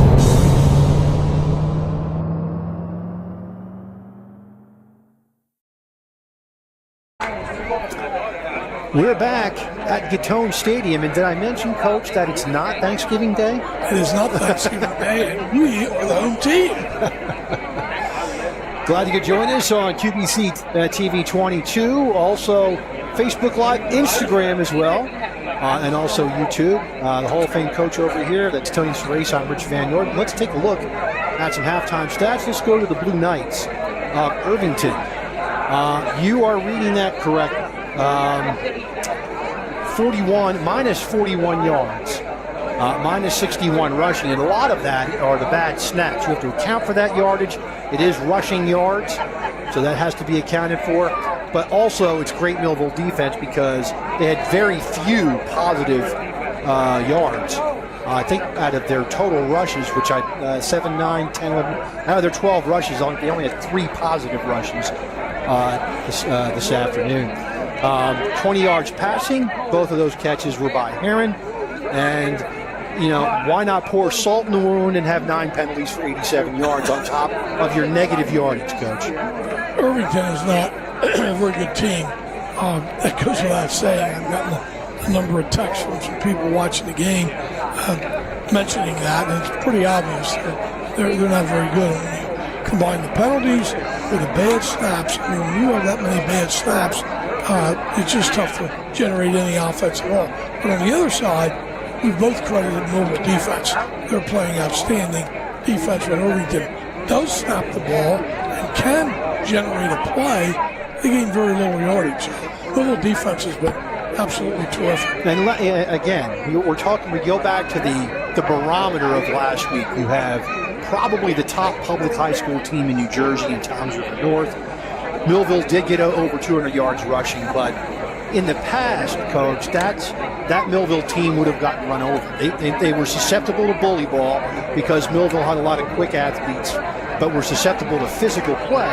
But now Millville is actually engaging and today winning the point of attack. They are definitely overwhelming Irvington, and it'll be interesting as they move forward into their schedule and play better teams. I think they can still generate that great defensive play. I think they're one of the best defensive teams that Millville's ever had. They have speed, they have size, and they run to the ball. Coach Chuck Carr and his defensive staff, just a great job. They're not out of alignment, and so you got to. And when they did try to go deep, we were all over the coverage. A good job by Millville defense.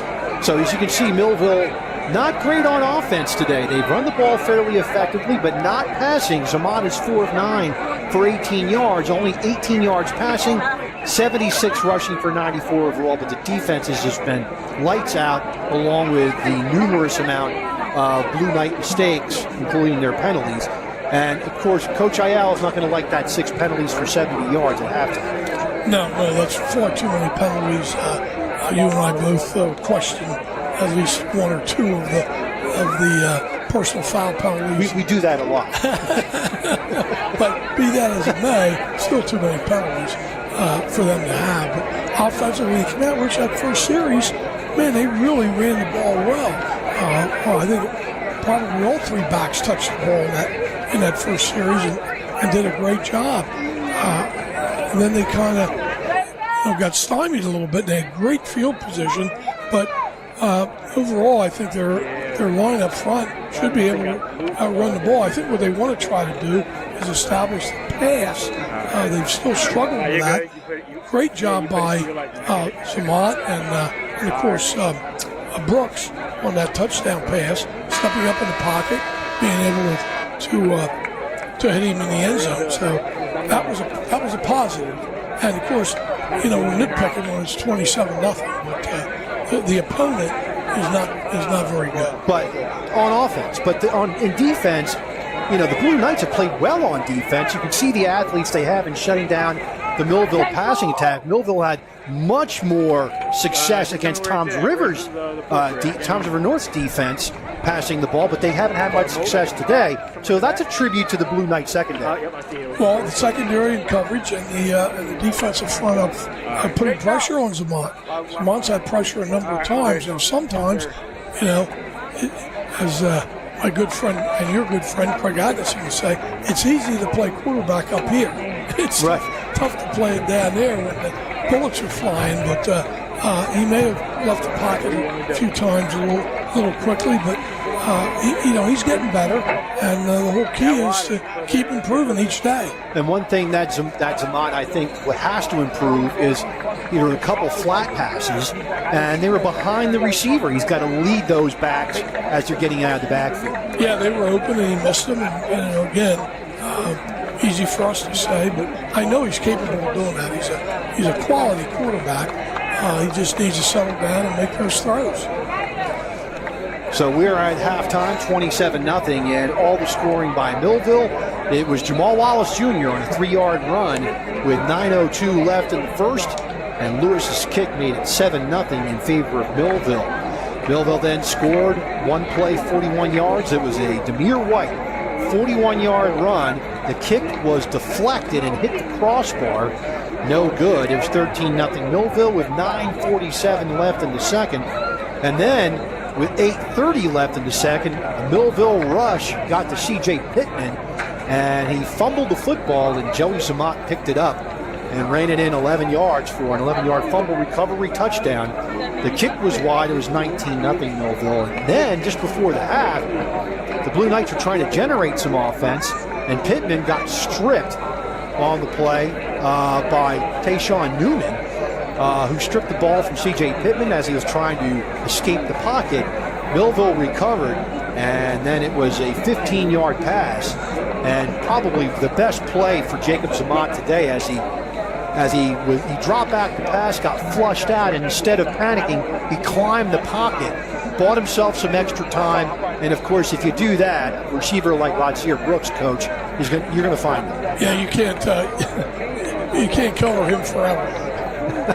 No question. And of course, Jacob Zamont's pass to his brother Joey made it 27-0 with 21 seconds left in the half.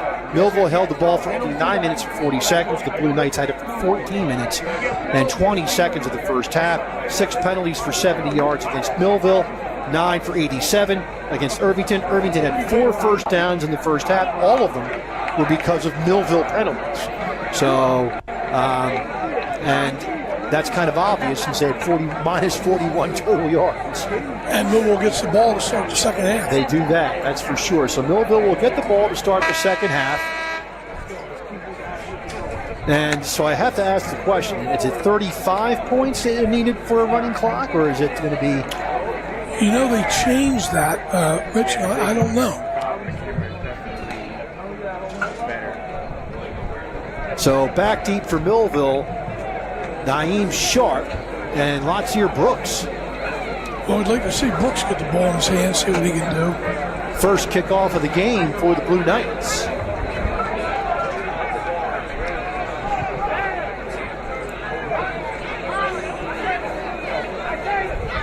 Glad you could join us. Tony Sheray's Rich Van Wert waiting for the referees to make up their minds. Teams are set. Trying to get a ball on the field.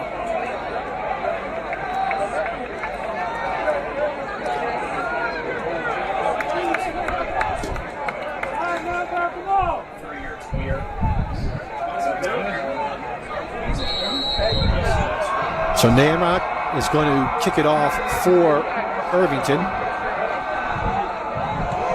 Short end over ender, and I know you're going to find this hard to believe, but flag on the play, and it will be a procedure penalty against Irvington. Their 10th penalty for 92 yards. Back them up 5.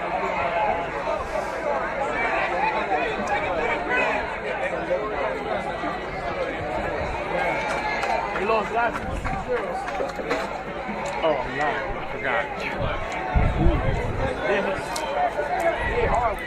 Kicker Namfrak, I ran into him. He going in the locker room when I was coming in, which he is. They don't have any height and weight in the program. He's a big boy. Dan Frank approaches the ball. There's the kick. Low end over ender, right to Brooks at the 20. Looks for room. He's bottled up, and he'll get to the 30-yard line. That's when Millville will have it. 1st and 10. Number 1, Lotzier Brooks on the return. And unfortunately, one of his blockers got in his way. So 1st and 10, and Millville would do well to get back to that running game that was so successful on the first drive. Well, you know, there's no complaint from the old coach about running the ball, so.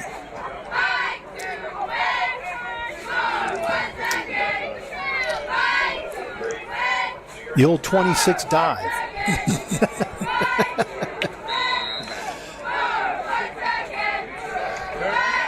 So Brooks and Jones to the far side. Hales to the near side. Millville has been using Collins as an H-back. Something we didn't see against Tom's River.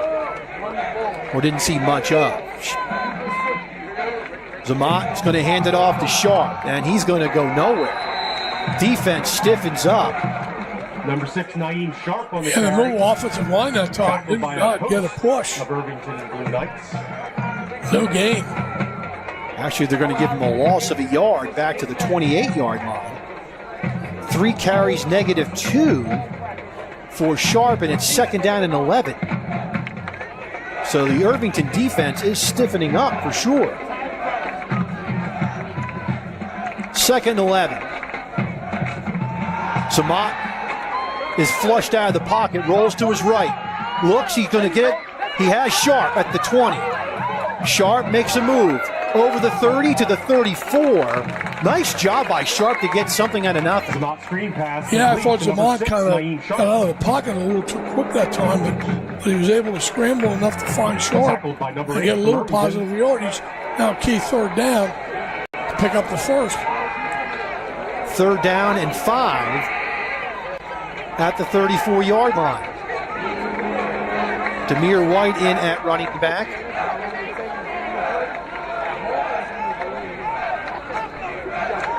Third down and 5.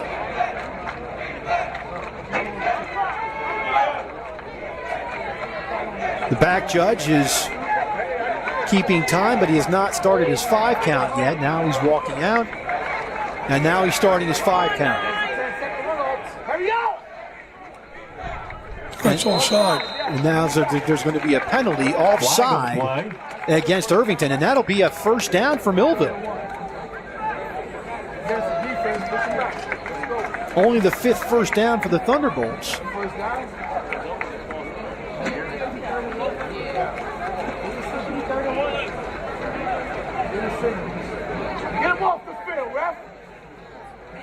And it'll be 1st down. It's got it. And it is a 1st down for the Thunderbolts. I thought they were going to say 3rd short. Yeah, they didn't signal it right away. And the Thunderbolt 1st down. So the ball at the 39-yard line, 1st and 10 for the Thunderbolts.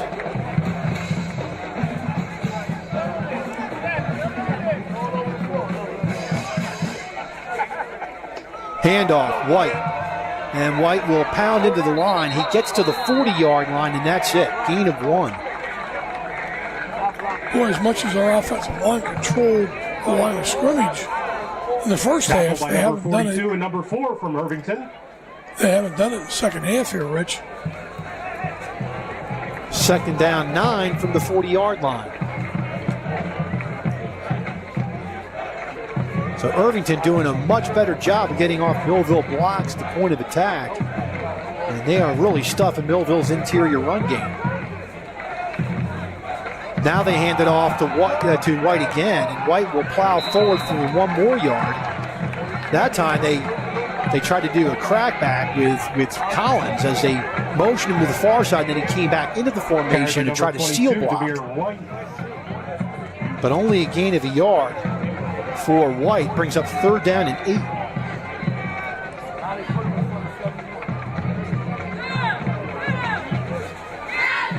Third down 8, Brooks to the far side, bunch trip formation to the near side. White the running back, Zamat in shotgun. Zamot fakes. He's going to roll to his right. Looks. He's got it. And gets the ball off to Joe Zamot for no gain. And there's going to be a penalty. It'll be a roughing the passer. So it'll be a first down for Millville. Roughing the passer versus Irvington. Boy, Zamot did a great job to avoid that rush and get the ball off, even though it didn't go for much yardage. Credit to Irvington making a good play, but then they roughed the passer, and another penalty, first down for Millville.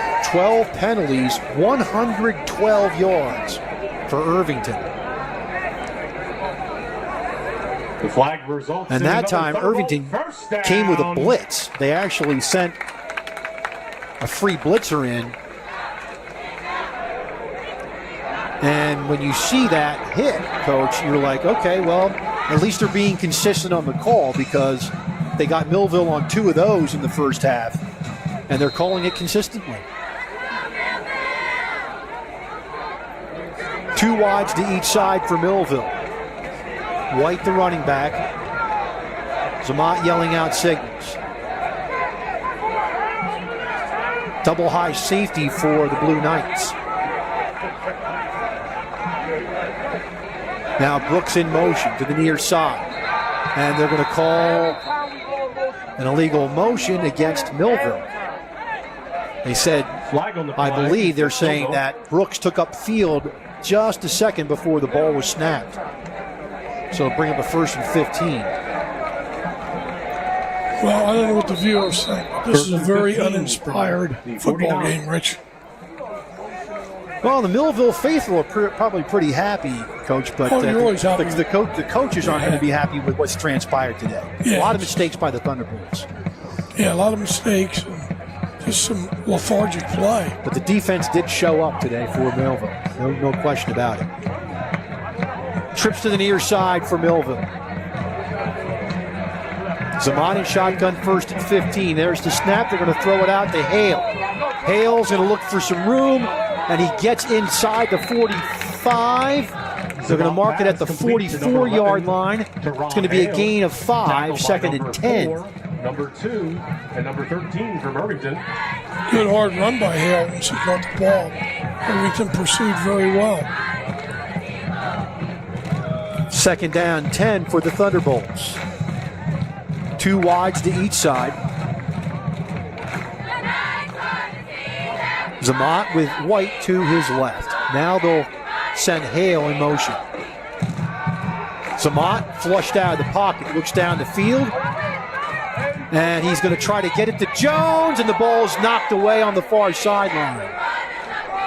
Dangerous pass by Zamot.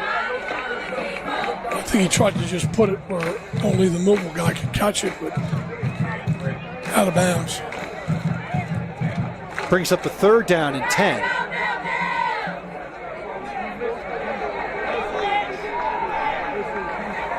So Hale and Jones were both going for that ball, and Hale's coming off the field. He took a little blow to the midsection, trying to catch that ball. So Brooks and Joey Zamot to the far side. Jones and Everett to the near side. White's the running back. Zamot in shotgun on 3rd and 10 from the Irvington 44. And now we have motion against Millville. 8 penalties, 80 yards for the Thunderbolts. Sloppy game. 5-yard penalty against Millville. 3rd and 15 for the Thunderbolts.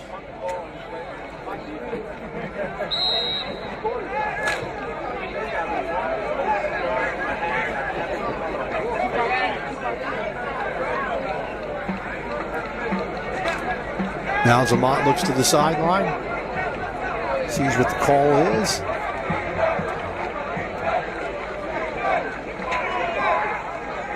White's the running back on this play. 3rd and 15 from the 49. Now Jones in motion. They're going to hand it off to White up the gut. He loses the ball.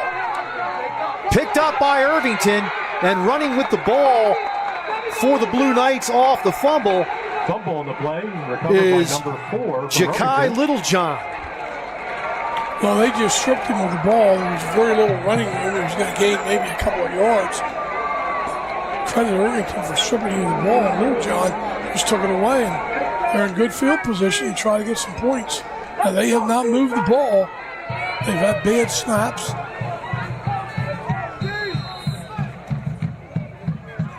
So we'll see what happens here. But Millville's defense is under the gun right now. So the ball at the 28 of Millville, 1st and 10, and Ranson is back on the field at quarterback for Irvington. Now they're going to go 2 running backs, Dudley and Heron, and now they bring on a receiver. And now there's going to be a flag for an illegal procedure against Irvington. So yeah, the tackle ran in, he moved the tight end who was already down out, and you can't do that.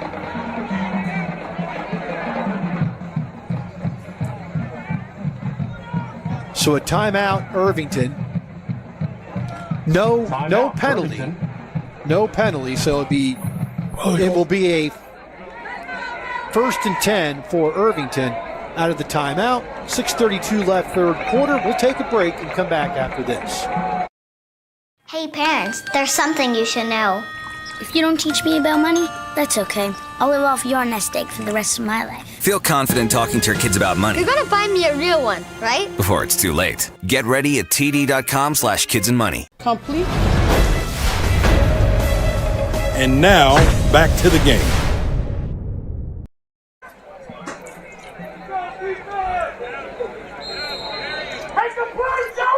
Pistol set for Irvington.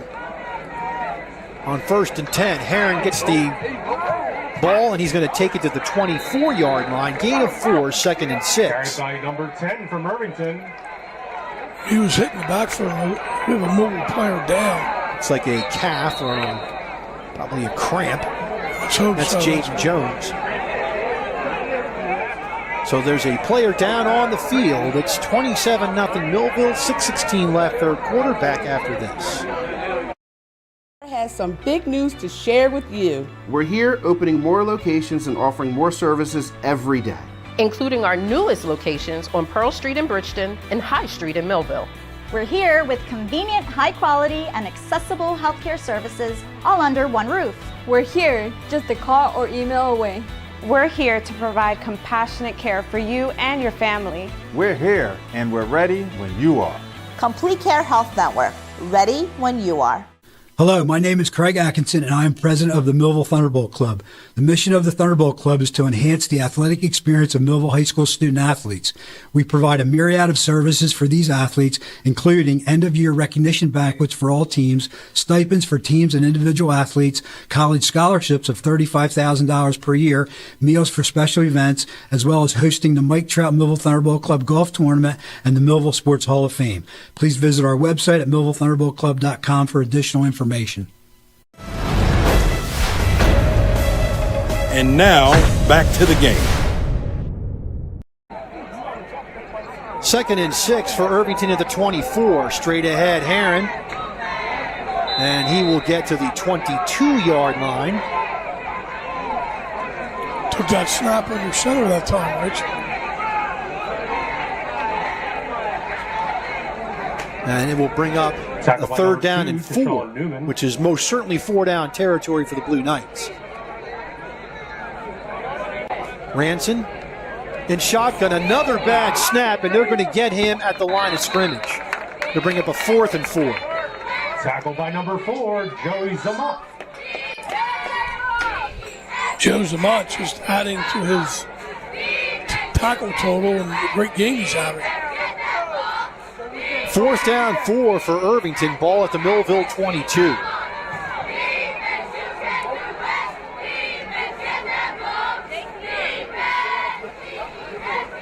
Going in that pistol set now.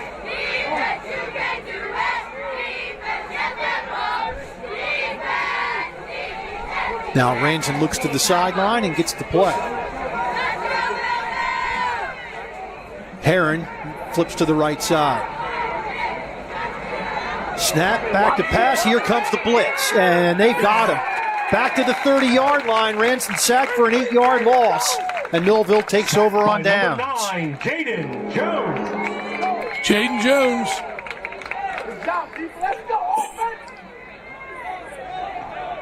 First down, Thunderbolts. 4:32 left, third quarter. Millville takes over on downs.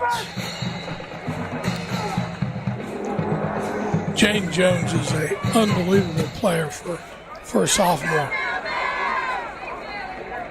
So 1st and 10 for Millville at the 30-yard line. So the fumble does not come back to haunt them.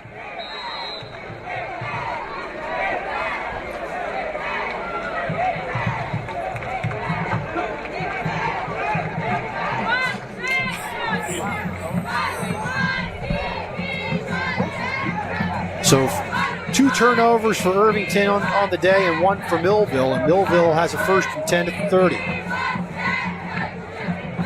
Zamont in shotgun. Handoff. White around left side. He's contained and cuts it up. And he'll get to the 36-yard line for a gain of 6, second and 4. Demir White on the carry. Real nice cut by White. Got to the edge. Saw the defender on the outside cut back inside. Of course, that's where more defenders are coming, but he wasn't going to beat the guy to the outside. So nice job by White. Picked up a lot of good yards, 6 yards. Second down and 4 for Millville. Xavier McBride came off the field. He looks like he had a cramp issue, and he's being stretched on the sidelines. It's a warm day, but certainly not a hot one. Yeah, the wind's blowing, but still, you're playing both ways. 2nd and 4. Zamont back to pass. He's got the deep man, but he's going to run it instead. And he's going to fumble the ball, and Irvington has it again. He had a man open, breaking deep, but decided to run the ball, and he fumbles it. And Irvington takes over. Well, it just adds to the sloppiness of the game. If you're going to decide to run like that, you really got to put the ball away.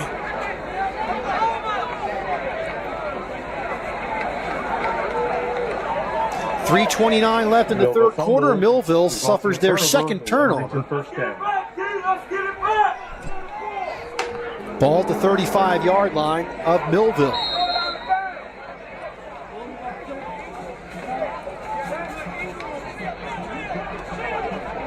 $27-0 Millville. 3:29 left, third quarter.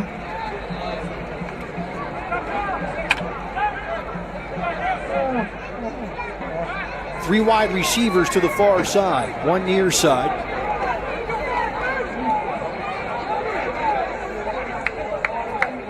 And Ranson is the quarterback. Straight drop back. Here comes the Millville rush. He's flushed out. He's going to get a couple of yards, maybe one. He gets 1 yard to the 34, 2nd and 9. I can't tell you how impressed I am with Joseph Zamont. Once the quarterback decided to run, he just really flew up along with another linebacker. I didn't catch the number, but they both put the wood to the quarterback. 1 yard gain, maybe. 2nd down and 9. 2 wides to each side for Irvington. And now we have a flag. It's a procedure call against Irvington.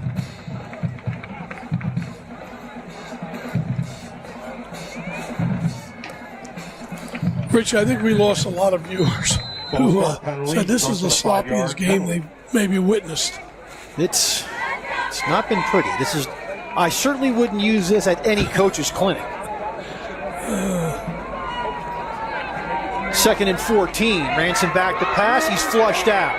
Rolls to his left, throws, and the ball's tipped and caught by Irvington.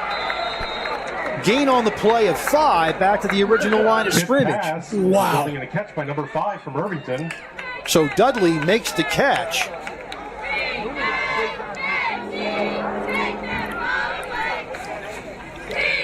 Millville's doing a great job of rushing in there, but they've got to come under control because they've got the quarterback right there. And he gets outside them because they're not under control. 3rd down and 9 for Irvington at the Millville 34-yard line. Ranson back to pass. He's flushed out again. He's going to throw to the near sideline. It's picked off. And Brooks is gone. 67 yards on the interception return. And Millville takes a 33-0 lead. Well, that's why he's one of the best players in the state, Rich. He does it on offense, defense, kicking game. He just read that perfectly. What a great interception.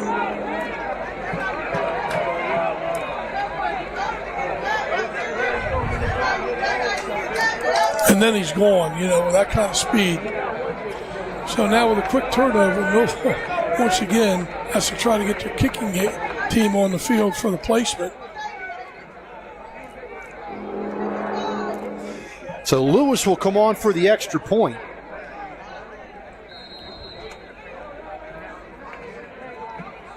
He's had one tipped and one missed.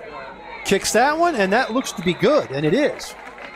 1:44 left, third quarter. It is 34-0 in favor of Millville. Back after this timeout. At Mintz Insurance, we're proud to have been serving our customers for nearly 80 years, offering 30 different insurance products for your auto, home, and business. And to help ensure that you're getting the best rates possible, we give you up to 3 quotes for every policy, so you can choose what's right for you. At Mintz, we're part of the community, local representatives, supporting events, and proud of it. It's part of who we are. Mintz Insurance. Call today and find out how we can help you save on insurance, or visit us at mintzinsurance.com. It's time for Thunderbolt football.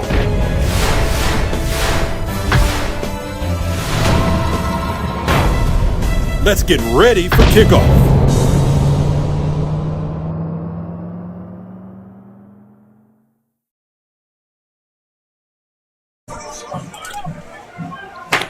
$34-0 in favor of the Thunderbolts. 1:44 left here in the third quarter, and Millville is, if you weren't convinced that Millville had salted the game away at halftime, well, that interception probably will do it for you.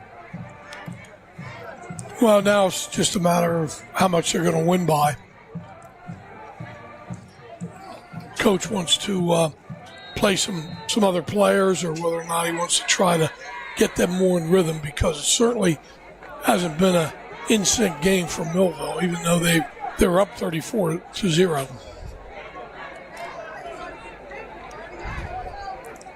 Third turnover for the Blue Knights cost them 7 points. 2 fumbles for Millville, 8 penalties for 80 yards. That should not make the coaches happy. End over ender, and is taken by Dudley at the 21. Dudley is going to cut it upfield to get over the 40 to about the 43.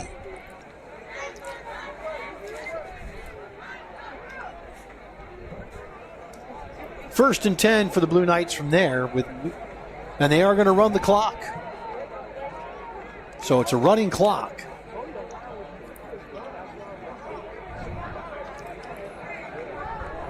Good for you, more beach time.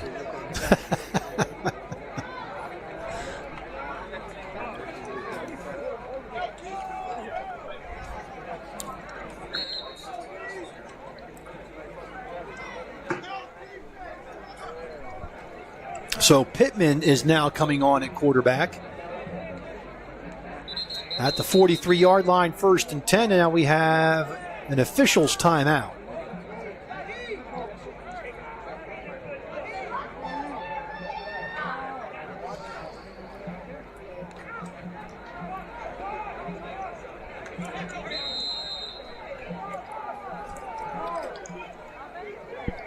A lot of confusion for Millville. They're going to get, and Millville's going to get dinged for too many men, so they're going to throw the ball deep, and it's caught out of bounds, but it'll be a penalty against Millville, or should be. There were 12 men on the field for the Thunderbolts. There was no question about that. I don't see any laundry. And there is no laundry on the field, so it's an incomplete pass. Wow, Millville got away with one there. Second and 10 from the 43.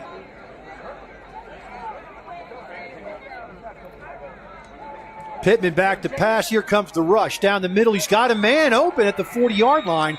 Nice catch by Irvington. And coming up with the ball was Derek Ogega. Yeah, that was a well-delivered pass right in the middle. That ends the third quarter. Gain of 17 as we end the third quarter. Millville leads 34-0. Fourth quarter action coming up. At the end of the third quarter, the Irvington Knights 0, the Millville Thunderbolts 34. Let's go! Let's go! Hey parents, there's something you should know.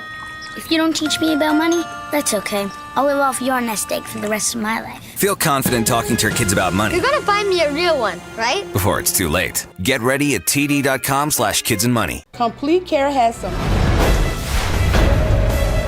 And now, back to the game.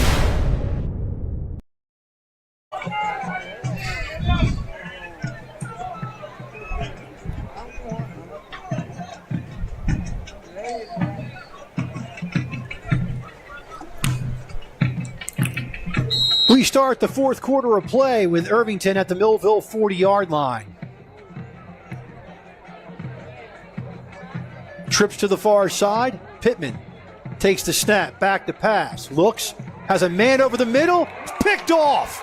Kion Conyers to the 34-yard line. Boy, Connors read that really well. By number 16, Kion Conyers. He is a terrific safety.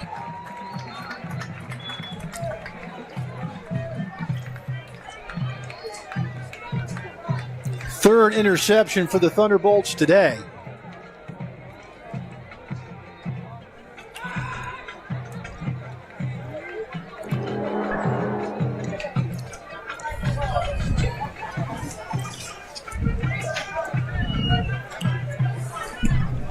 So Millville will have it 1st and 10 at their own 34-yard line.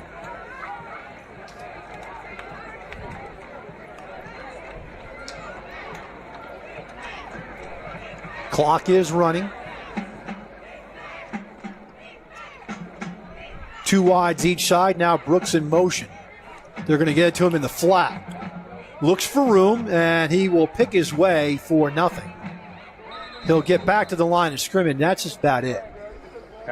So they try to widen him out behind the line of scrimmage to give him more of a view and more room, Coach, but just nothing there. No, that was a good throw by Samant right where Brooks could catch it and run with it, but credit Irvington for defending it well.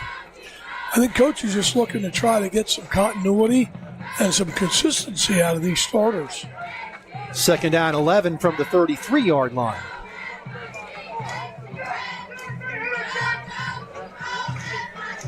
Two wides to each side. Zamad in shotgun. Now Hale in motion. They're going to give it off. That's Demir White. And he's going to have a first down at the 45-yard line. Gain on the play of 12 for White. Well, he's really come on this year to become a really effective back. Only had one carry last week. But he certainly has acquitted himself very well. 8 carries, 86 yards for White on the day. Millville sends in Collins as an H-back and two wides to the near side. Now they flip White the running back. Straight drop back. Zamat looks. He's going to throw it out to White here in the flat. Looks for a place to go. He breaks a tackle. He'll get out to the 48-yard line for a gain of 3. Well, he did a nice job of winning the first tackle and picked up a few positive yards.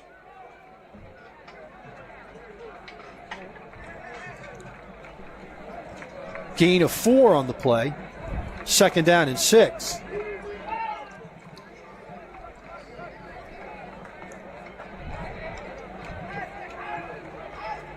Lamont takes the snap. Handoff. White again. And he'll have another first down at the 44-yard line. That's going to be a gain on the play of 7. Boy, he hits that hole 100 miles an hour. And we have an injured player on the field. 8:39 left in the fourth quarter. 34-0 Millville. We'll keep it here. So have we satisfied all of our advertisers? We're good to go. And you're going to give me the list of people I have to thank, right?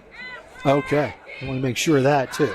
And we thank all of those constant supporters of Millville football and Quinn Broadcasting to allow us to provide you with this action.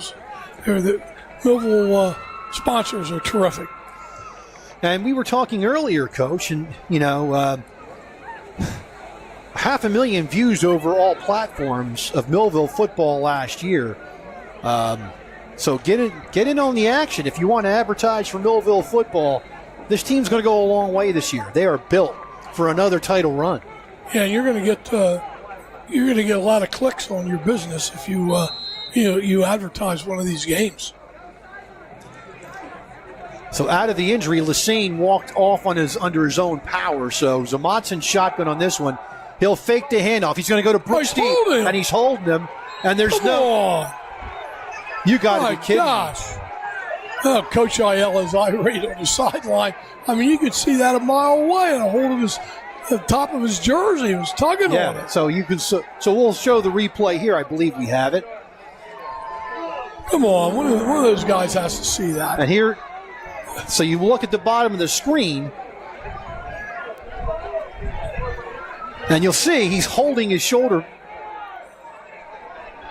Yeah, it was very obvious. It's absolutely. And I know all our official buddies get on you and I for being critical of the officials. Some calls are, close, but that wasn't close. White again, around left side. Looks for room. It's going to be a flag on the play. Looks like there's going to be a flag against Millville. We'll see. 2nd down and 10. That was the play.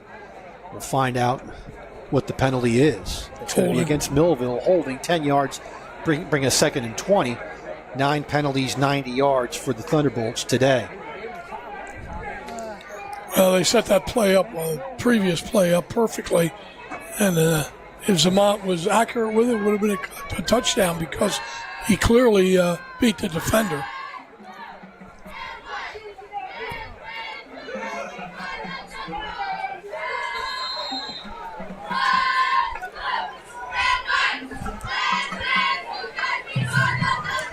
So 2nd down, 20 from the Millville 46. Jones in motion. Straight drop back. Samad, he's got Brooks. He's got the slant pattern, gain of 10.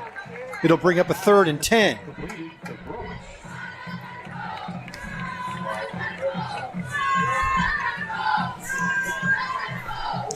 Great delivery by Zamad. Hit Brooks on the slant. Of course, in addition to Brooks' speed, he has great hands. Zamat, 10 of 17 passing today, but only for 42 yards.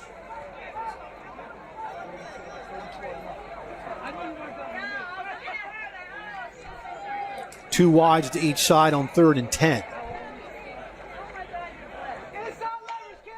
Straight drop back, Zamat looks, he's going to get flush, he's going to take it himself. He's going to get to the far sideline, he's going to get out of bounds, and now they're going to call a penalty against, looks like Teron Hale is going to get called for the penalty at the 31-yard line. So it's going to be a run for Zamat, but it's going to come back, and we'll see where they spot the ball.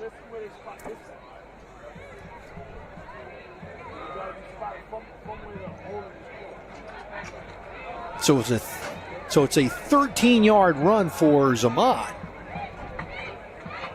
But then a 10-yard penalty against Millville. 10 for 100 for the Thunderbolts. 23 penalties in the game. It's going to be 3rd down now and 6. Zamat did a great job on that run. 3rd and 6, ball at the Irvington 40-yard line.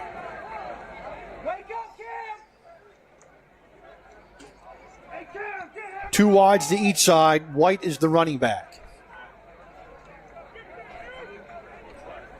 Handoff, White.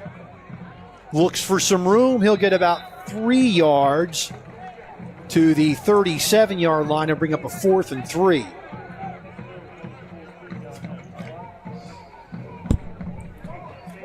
Clock now still running. 5:35 left in the ball game.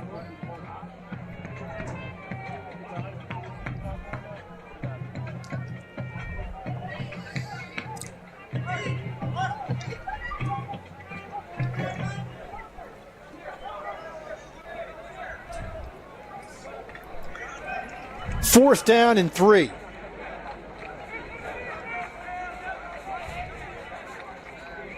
Ball at the 37-yard line. Now they send White in motion. Over the middle, got a man, and that is an incomplete pass, but it's going to be a pass interference call, which was obvious. It's either a hold or a pass interference, either one. It's going to go against Irvington. Rich, I know we mentioned it before, but we want to, on behalf of the Millville Thunderbolts, thank the Vineland Board of Education and the administration, Athletic Director Don Robbins, for the use of the field. It's not easy to, allow another team to come in and use your field, but I know Millville's and Dave Lagamba and Superintendent Trangone are extremely thankful. They're going to give it to Collins on an H-back counter, and he's going to get, looks like 2 yards to the 25. Carried by number 15, Mark Collins.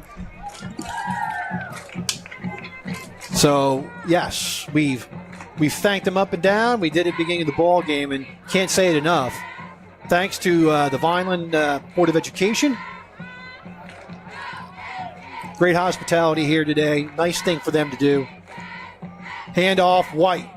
And he will plow forward to the 19-yard line. That's a gain of 6. And Demir White now has 102 yards rushing. So he's a 100-yard rusher on the day. And it'll bring up and he has a little cramping issue now. Bring up a 3rd down and 2.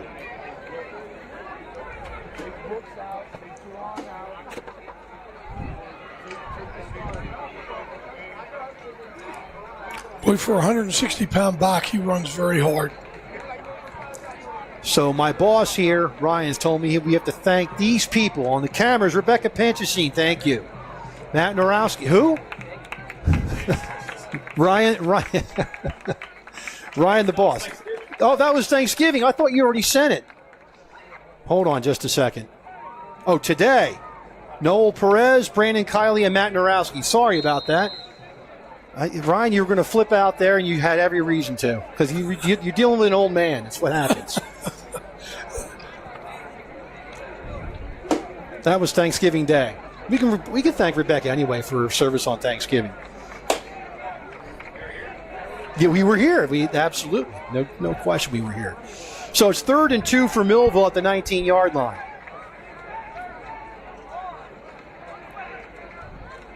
Straight handoff, and getting the first down and tripping is Wallace. He does get the first down at the 16, be a gain of 3.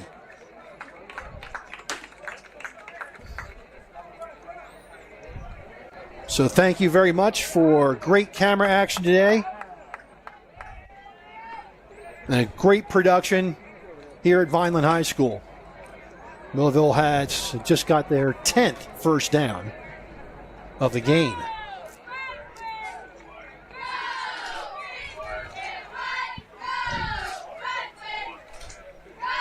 Fakes the handoff, looks down the field. And now there's going to be ball's going to be intercepted, and that's Richardson. They'll probably decline it, and they'll take the interception at the 5-yard line. Well, 2:47 to go. Again, Coach Ayala easily up in the game, 34-0. I mean, trying to get the passing game going, but you're on that fine line. You really need to throw the ball up 34-0, but they've been a little inconsistent with it. So Irvington takes over at the 5-yard line, and Millville has their 3rd turnover of the game. So, you got to learn from your mistakes, and so there's a lot to learn from if you're Millville today. Yeah, no doubt about it. Not the sharp. And look, you were talking about Irvington's defense. They do have a good defense. So there's no doubt they have athletes on that defense that are hindering Millville, but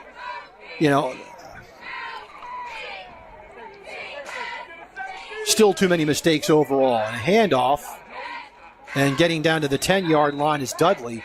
And Dudley becomes the first runner for Irvington to get positive yards for the day. 5 carries for 4 yards for Dudley. Tackle made by number 4, Joey Sabat, and number 3, Jamal Ross Jr. I'll be interested to see what Joey Zamat's total tackles are. 2nd and 5. Pittman rolls to his right. Looks down the field, has a man out at the 18-yard line, and that is Corey for a gain of 8.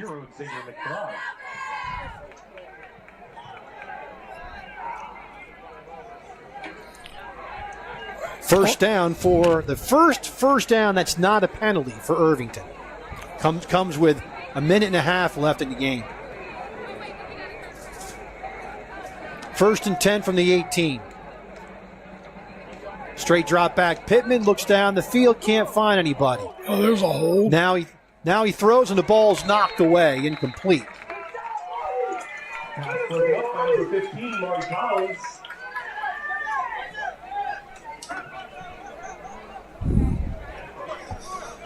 Under a minute to play. And Irvington is going to go quick to the line of scrimmage. No huddle. 2nd and 10 from the 18-yard line.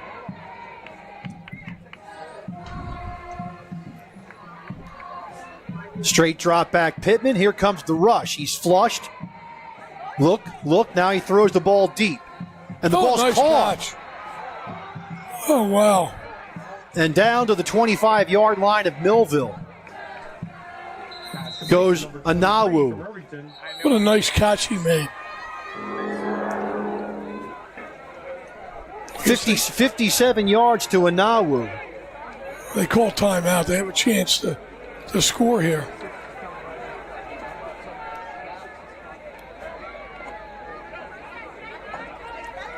So that will put them in positive yards for the day.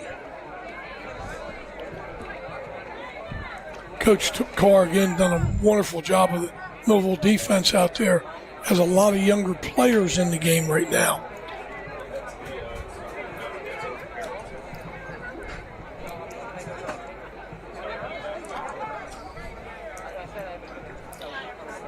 I'm sure they want to preserve the shutout if they can, Richards.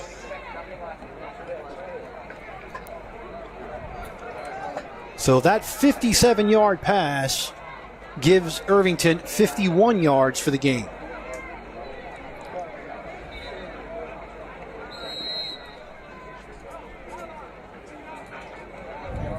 Ball's at the 25 of Millville, 1st and 10, 20 seconds left in the game. They're going to try to put something on the board here to avoid the shutout.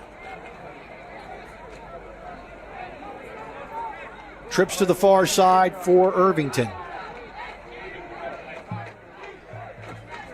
Pittman back to pass. He's being flushed out. There's a hole by 51. Not called, but they tackle him at the 32-yard line. Loss on the play of 7 for Pittman.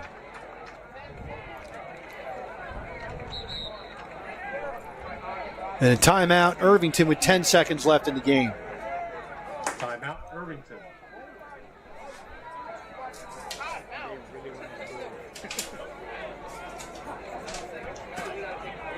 So Millville's going to win this game going away. That's the positive. Negative, coach, there's plenty to work on. Well, that is and in some ways that's a positive because you certainly want to go to practice and say, these are things we need to improve upon. And there's certainly a lot of that.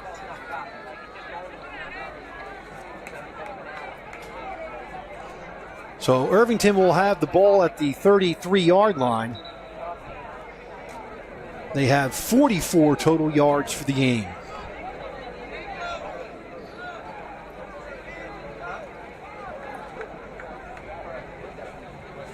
And I don't know about you, Coach, but I think that the Irvington offense runs better through Pittman than Ranson. Yeah, I would agree. And he didn't throw a bad ball.